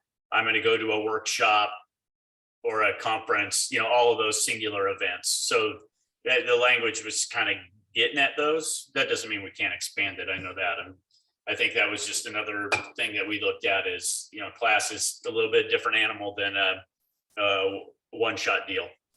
So, but again, like all of these, we continue to have conversation on them, prioritize and see where we can go with things. Yeah, and hopefully, knock on wood again, hopefully we won't be stuck in a staffing crisis forever. And yeah, right now it's probably particularly hard to envision, regardless of the merit of the educational experience. It's probably hard to imagine granting somebody approval to be gone on a periodic basis for a portion of their shift just because administrators and supervisors are like, well, how would I even cover that? I can't get a sub. I, already have some unfilled absences in the building on that day, most likely. So it does make it a particularly challenging time for a lot of these topics, unfortunately. Yeah. I try not to get too bogged down in that because I know we want the contract to clearly go beyond our current pandemic scenario. Yeah, I mean, it's certainly, the pandemic has probably expanded the amount of online options there are for education, which wouldn't necessarily mean that like somebody needed to like go down to, Portland State to take a class. Yeah. Always, I mean, and I'm hopefully that will, it's a lot different if somebody is like gone for an hour versus gone for, Mhm. the 2.5 hours that it might take them, whatever, I don't know. But it just seems like, yeah, especially with 1, 2, and 3. Yeah, understood. Where are we at agenda wise? Because I do want to make sure, first of all, I need a quick break, but then I do want to make sure that we get to your response on economics. I think is probably the more pressing thing to get to. The items that we had on our agenda were the grievance article, where I think there's one issue still, and then just a discussion about what are we going to do with various MOUs. So I feel maybe a less sense of urgency around those pieces. So I'm wondering if we can take a quick break and maybe can we move to, I think we hit the last year language articles, didn't we? Or did I lose that one? Yeah. No, that was it. Okay. So I'm wondering if we could take a quick break and then maybe move to off agenda and move to your economics. Does that work for you guys? Or did you need caucus before you presented that?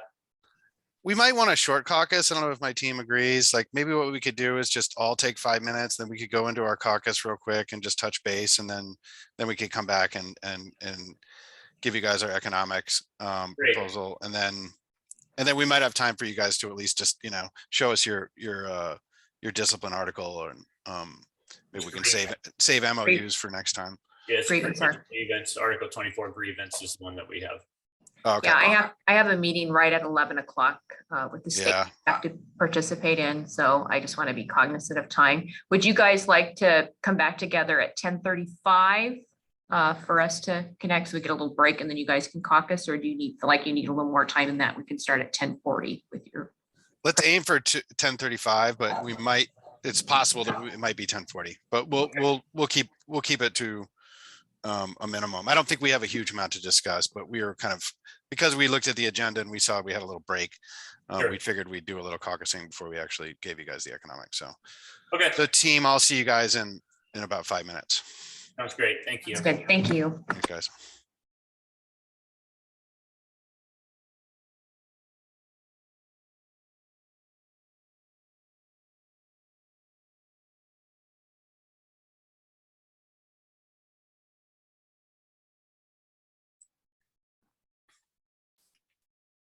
We're all back, right?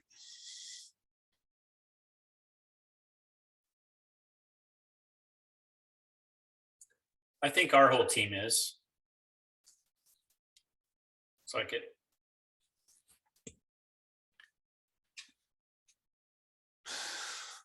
So we'll do this pretty quick. I think the next counter we make on this, because I think we're going to be batting this back and forth a little bit longer. We'll probably have a slightly longer presentation to make, but I think we're just going to do this one quick.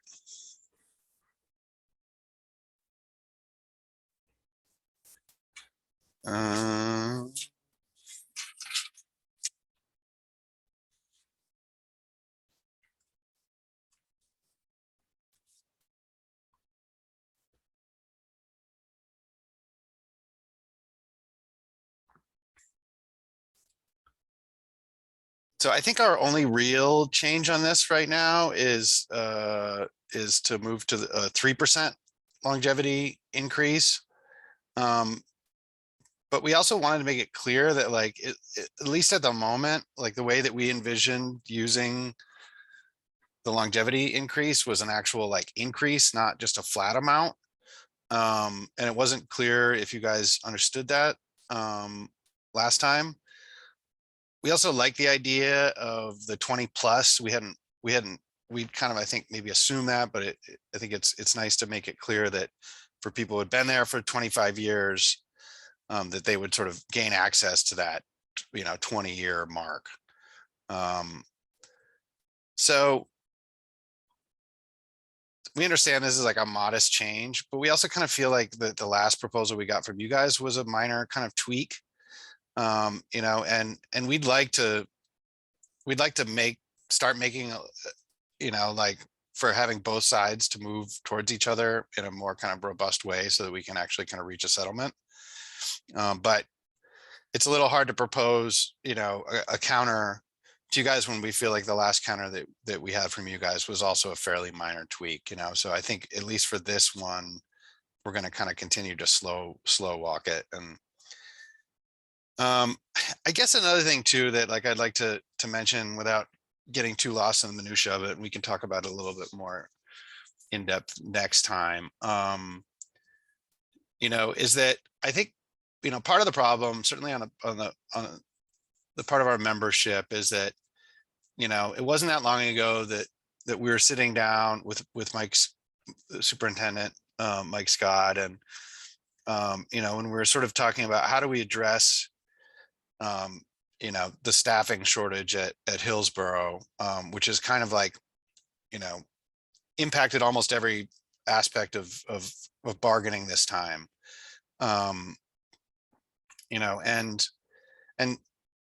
And we were kicking around, like, do we do, like sort of one-time payment, and I understand the attraction to that because,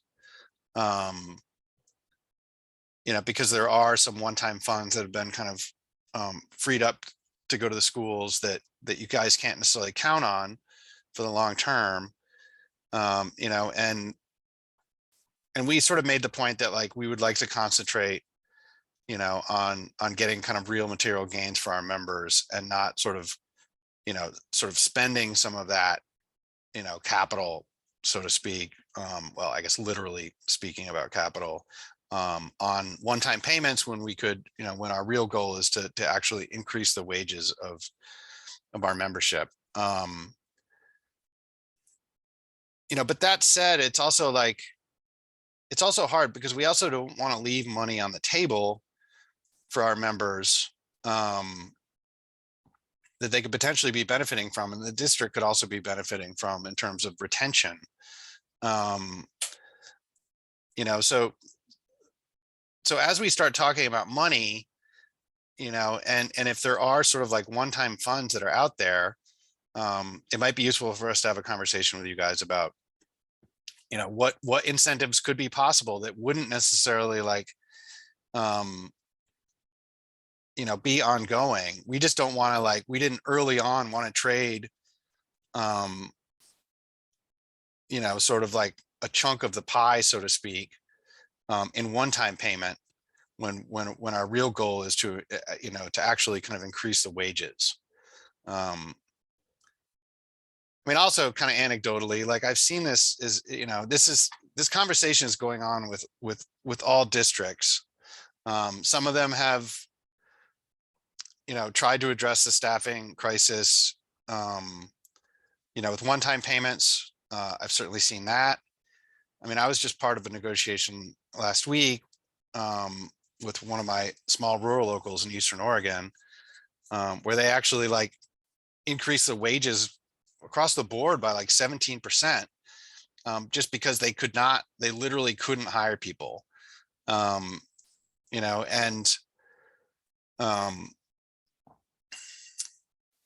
know that like a big problem with education in this state is all tied up in the rather horrible way that it's funded.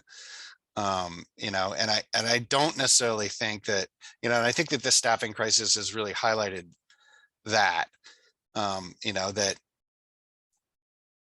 the way that funding works in this state is antiquated and in a lot of ways designed to sort of smother schools by not sort of allowing them to properly staff.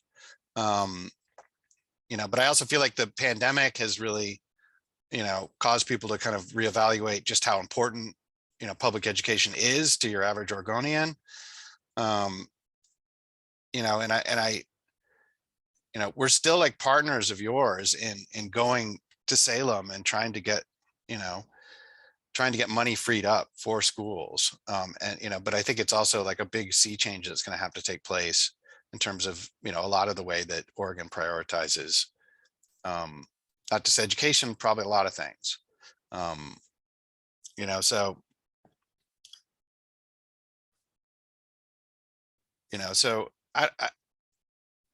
I'm not sure what the solution is, but I think there's some frustration coming from our team and our membership that it seems like,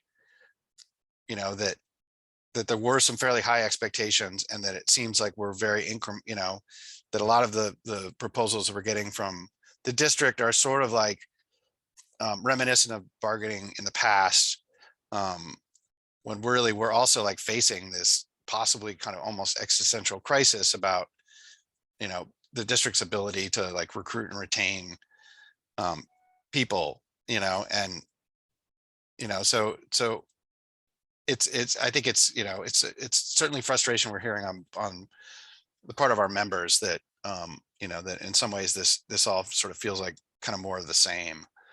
Yeah, I get that. I mean, a couple of things about that.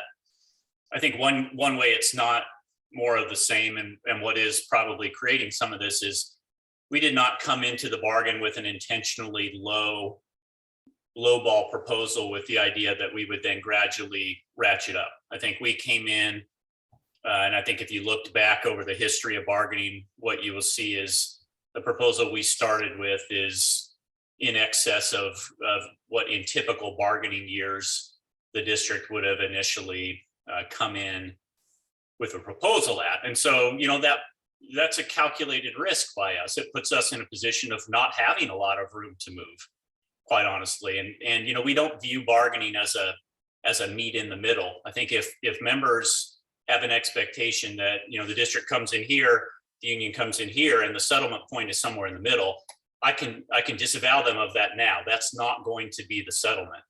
I can just flat out tell you that right now. And if that was the case, you would be incentivized to come in with extremely high proposals. We would be incentivized to come in with extremely low if we knew that we had to somehow meet kind of at that midpoint. And so we don't go that route, but what it does is leave us not quite as much room to move. Your group came in with a proposal that would give some employees upwards of a 20% salary increase in 1 year, not including insurance increases. That's a very large ask. That's in excess of any settlement that we've ever had. It's out of the realm of our spending capability as well. So I feel like there's maybe some inflated expectations about what's possible. Do we have a staffing crisis? We do. Is it largely a pandemic fueled one? Feels like it, although that's hard to know. But I think one point that you made is the one that I would return to. It has not changed the way that we've funded. And if we were to accept your proposal or something close to it, we would immediately have to lay off a large percentage of your workforce. And so I would ask you and your members, does that serve your needs as well? Us agreeing to a proposal that paid the remaining folks considerably more, but resulted in a significant number of people not having a job and services not going to kids. So the funding is not there, either in a one-year basis or a continuing basis. The funding's not there to support the proposal that you guys have made. It's just not. I mean, you can, if you don't believe me, if you think I'm just kind of hired to come here and talk, you can ask Michelle. Michelle's always been transparent. She's always been honest about the budget. She knows far more about the budget than anybody else.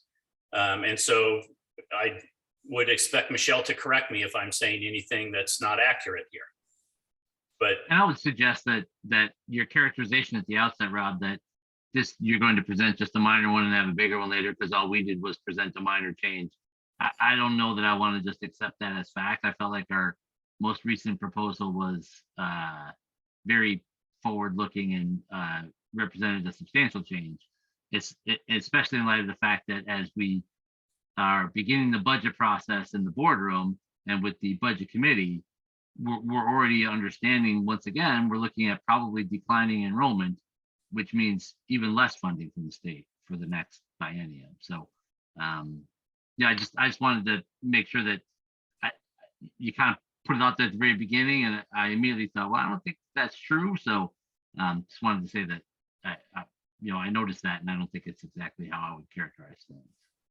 Yeah, thanks, Mark. I mean, I think there were numerous changes in that last district proposal. And again, did they come up to or approach the level of increases that your group's proposing?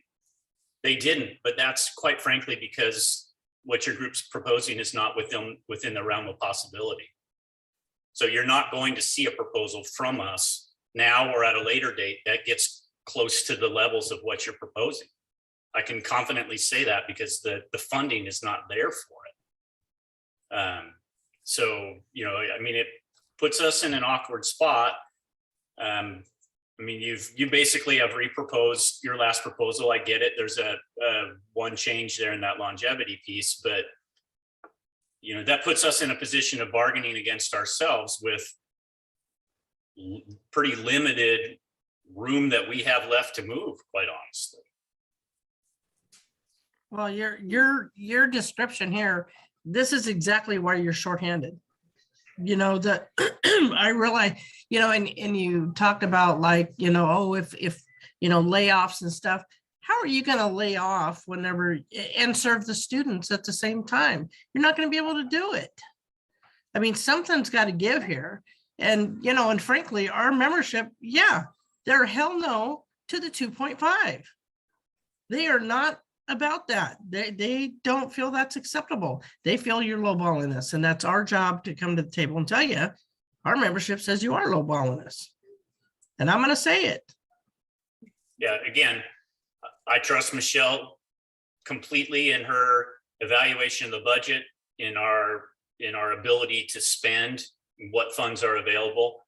I think she's the one with the most information about that, and so.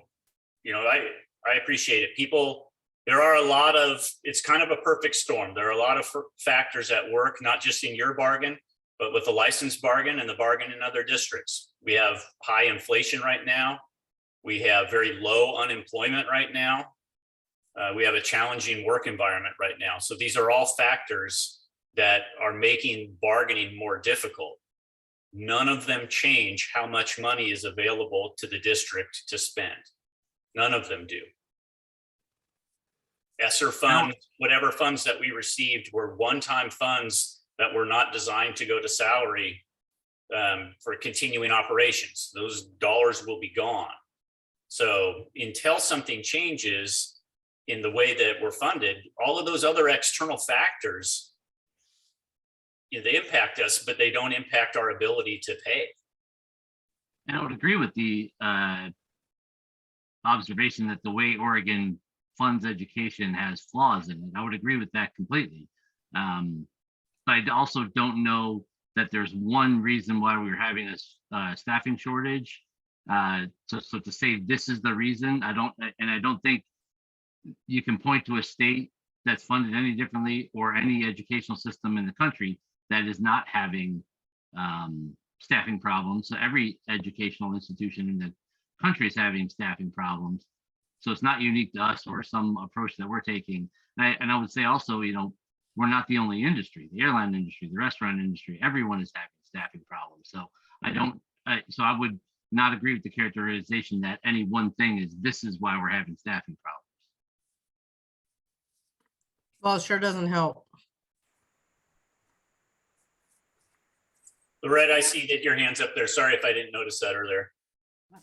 Well, I have a question is, okay, I know that we have a bond that's paying for South Hillsborough and we're going to have schools being built there and everything. So how is it that we're coming up with that our students' enrollment is decreasing so we won't have funding?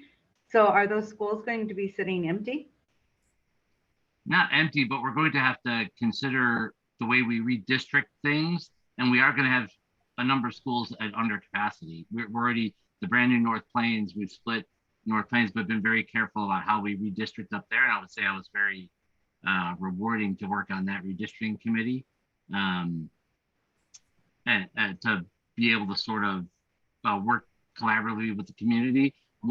In the case of South Hillsborough, most of the students that are going to go to that school don't even live there yet. Those houses aren't built yet. So it's a little bit more difficult for us to predict and work on, but yet the buildings will open. They won't be empty.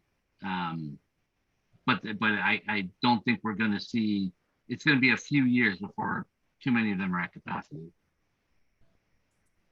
Okay, thank you. Yeah, I mean, I guess like, you know, we're still sort of shuffling like, you know, language proposals back and forth. We've gotten through, I think, the lion's share of it. You know, we're sort of getting down, as they say, to brass tacks when it comes to money. You know, and I think we're gonna have to work hard together to, to find an economic proposal that I think, like, whatever the root cause, I think is certainly aggravating, you know, the employment situation at the district. You know, I mean, and I know that that's true because, like, Mike was, you know, when we were sitting down with Mike not that long ago, a lot of the solutions that we're looking at to the staffing crisis related to money. You know, and I know it's a lot of other things too, but I think that, like, you know, I think that we're going to have to, like, put our heads together, especially as we're kind of like moving out of the language phase of the negotiations, kind of into the, you know, to the money phase,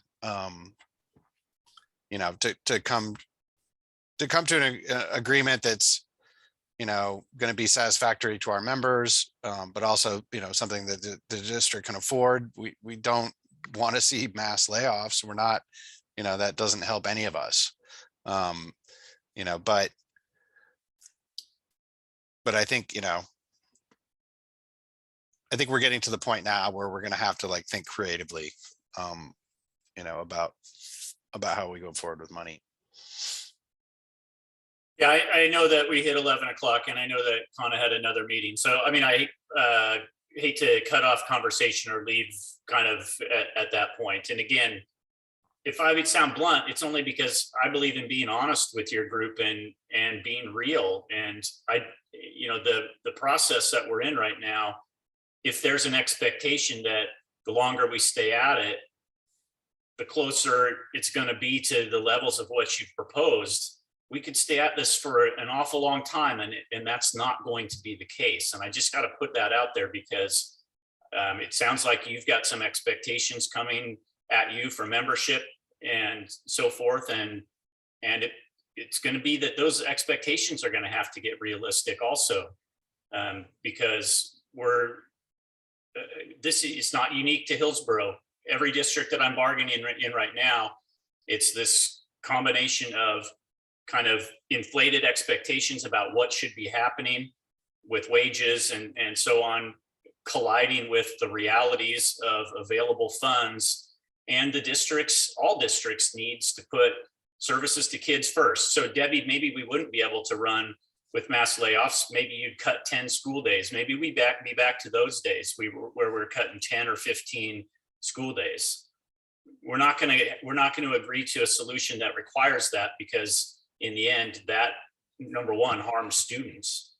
So, you know, I agree. You can't run a district without classified folks. There's only so many classified folks you could lay off, but we end up with class sizes that are much too high. We end up with too few student instructional days, cut programs. You do lay off some classified folks. So those are scenarios that we can't put ourselves in. Board can't ratify that. The board's not going to ratify a solution that lands us in that position. So again, just trying to be honest with you. For the first 2 years of what would be this agreement, the one we're in now and the next one, that budget's already approved. It's well documented. You can go see what the state has allocated to us, and what we can afford is very clearly indicated in all of those numbers. I guess year 3 of this is sort of unpredictable, and we don't know what the legislature would do, but I'm working in Senator Solomon's office right now, and I can tell you the legislature doesn't tend to Rob's point, just easily change the funding method for K-12 in Oregon. I wish they would. Well, I mean, sorry, Melody. You mentioned that the expectation of the membership, and I think the only expectation that the membership wants is fairness. They want to be paid fairly. They want longevity. That's important to them. They want to know that they've put in their time here and they've stuck with the district for 10, 15, 20 plus years. And they want to be recognized that their voices are heard, that they're important, and that they matter. And sometimes the only way to show that is with longevity, because we have people leaving every day. We have people resigning, and I don't know why they're resigning. We don't hear that unless they tell us. But it's important that they feel value. And right now, there's not a lot of it out there. We had a meeting with our membership last week, and that was the message we got. When we told them 2.5%, they were like, what, is that all we matter? That was what we were told. I'm not making this up. I'm not exaggerating. The people, my team that's here, many of them were in that meeting with us. And that's what they're talking about. So they want, I'm hoping that, I'm sure that you guys, you say that you appreciate the classified, but there's a lot of times that it's not shown. And so when,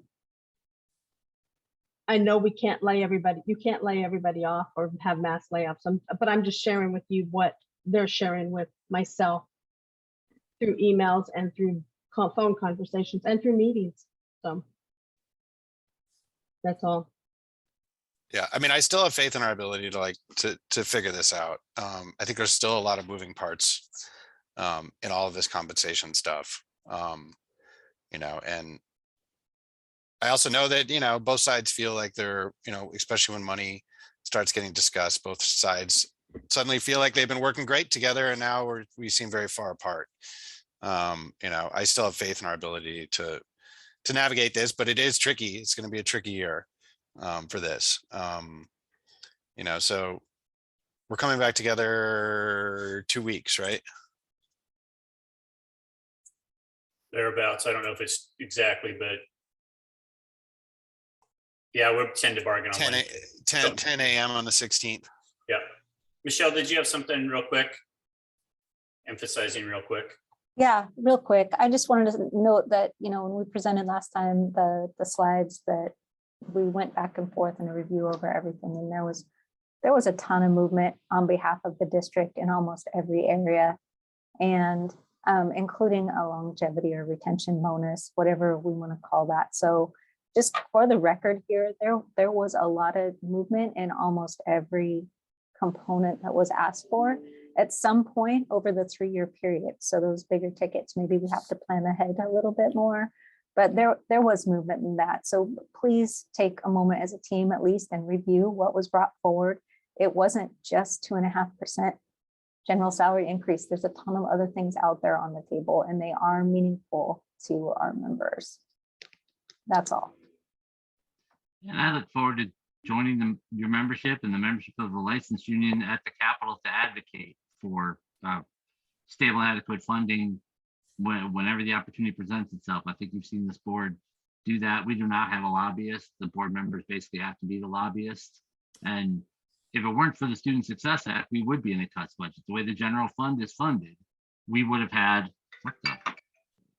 if it weren't for the Student Success Act passing, we would be in a cuts budget. The way the general fund is funding our district, it's below current service level for our district, which has been the case for the last 12 years. So on the upside, I do think the advocating at the Capitol is starting to make a difference. We have several new legislators in the House, maybe 8 to 10, and in private conversations and in more general settings, we've seen an interest in discussing how current service level is funded. And I've been banging this drum for as long as I can possibly remember as a board member.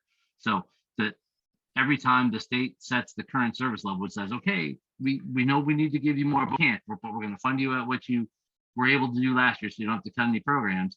it's always a cut for our district and for almost half of the students in the state.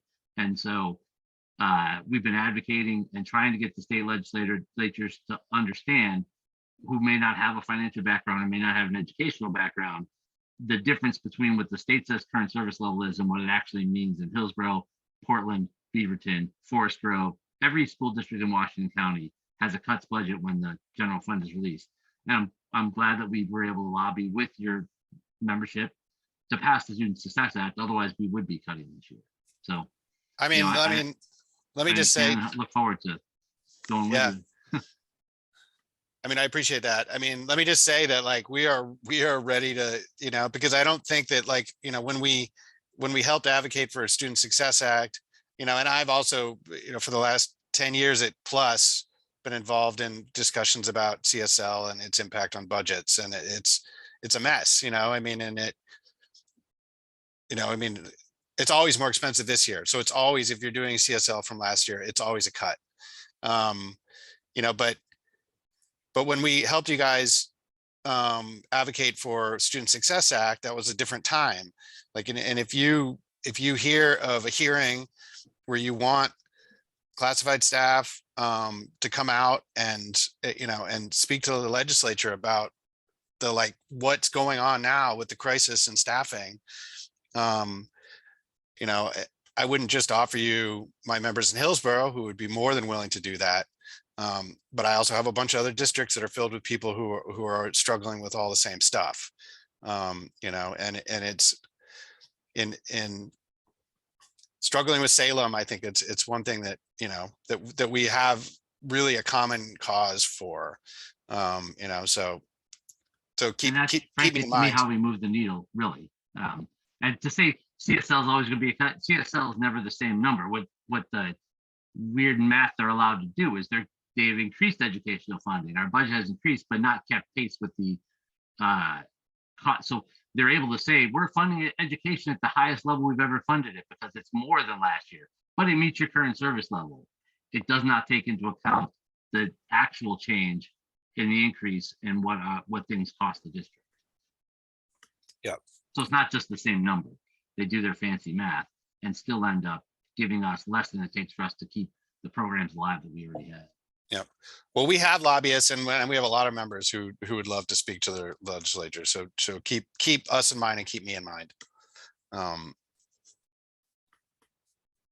believe that the last political meeting that I was with the AFT, they're talking about doing a lobby day on the 18th, and then potentially having a Zoom meeting with some of our members on the 21st.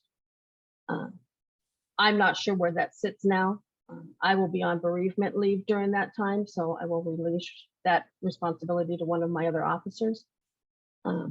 But we have been to Salem several times. I have been lobbying for school funding since I was in middle school, so a couple years. And I've been really active since my son was 5. And it's the same story every year. Salem doesn't have the money. Salem doesn't have the money. So we got to do something. So if we can all join forces and get to Salem or write letters, you don't even have to go. We could just write letters and tell our stories. And I'm a big advocate for talking to people in Salem and getting them to send money to the schools. Because if you don't educate, we know where the rest of the money goes. It's incarcerate or medicate. And education is the cheapest route. So. Okay, well, we are a little past our time, and so I know we have a couple of folks that have to go, so probably we should call an end to that. But we will see you guys in 2 weeks.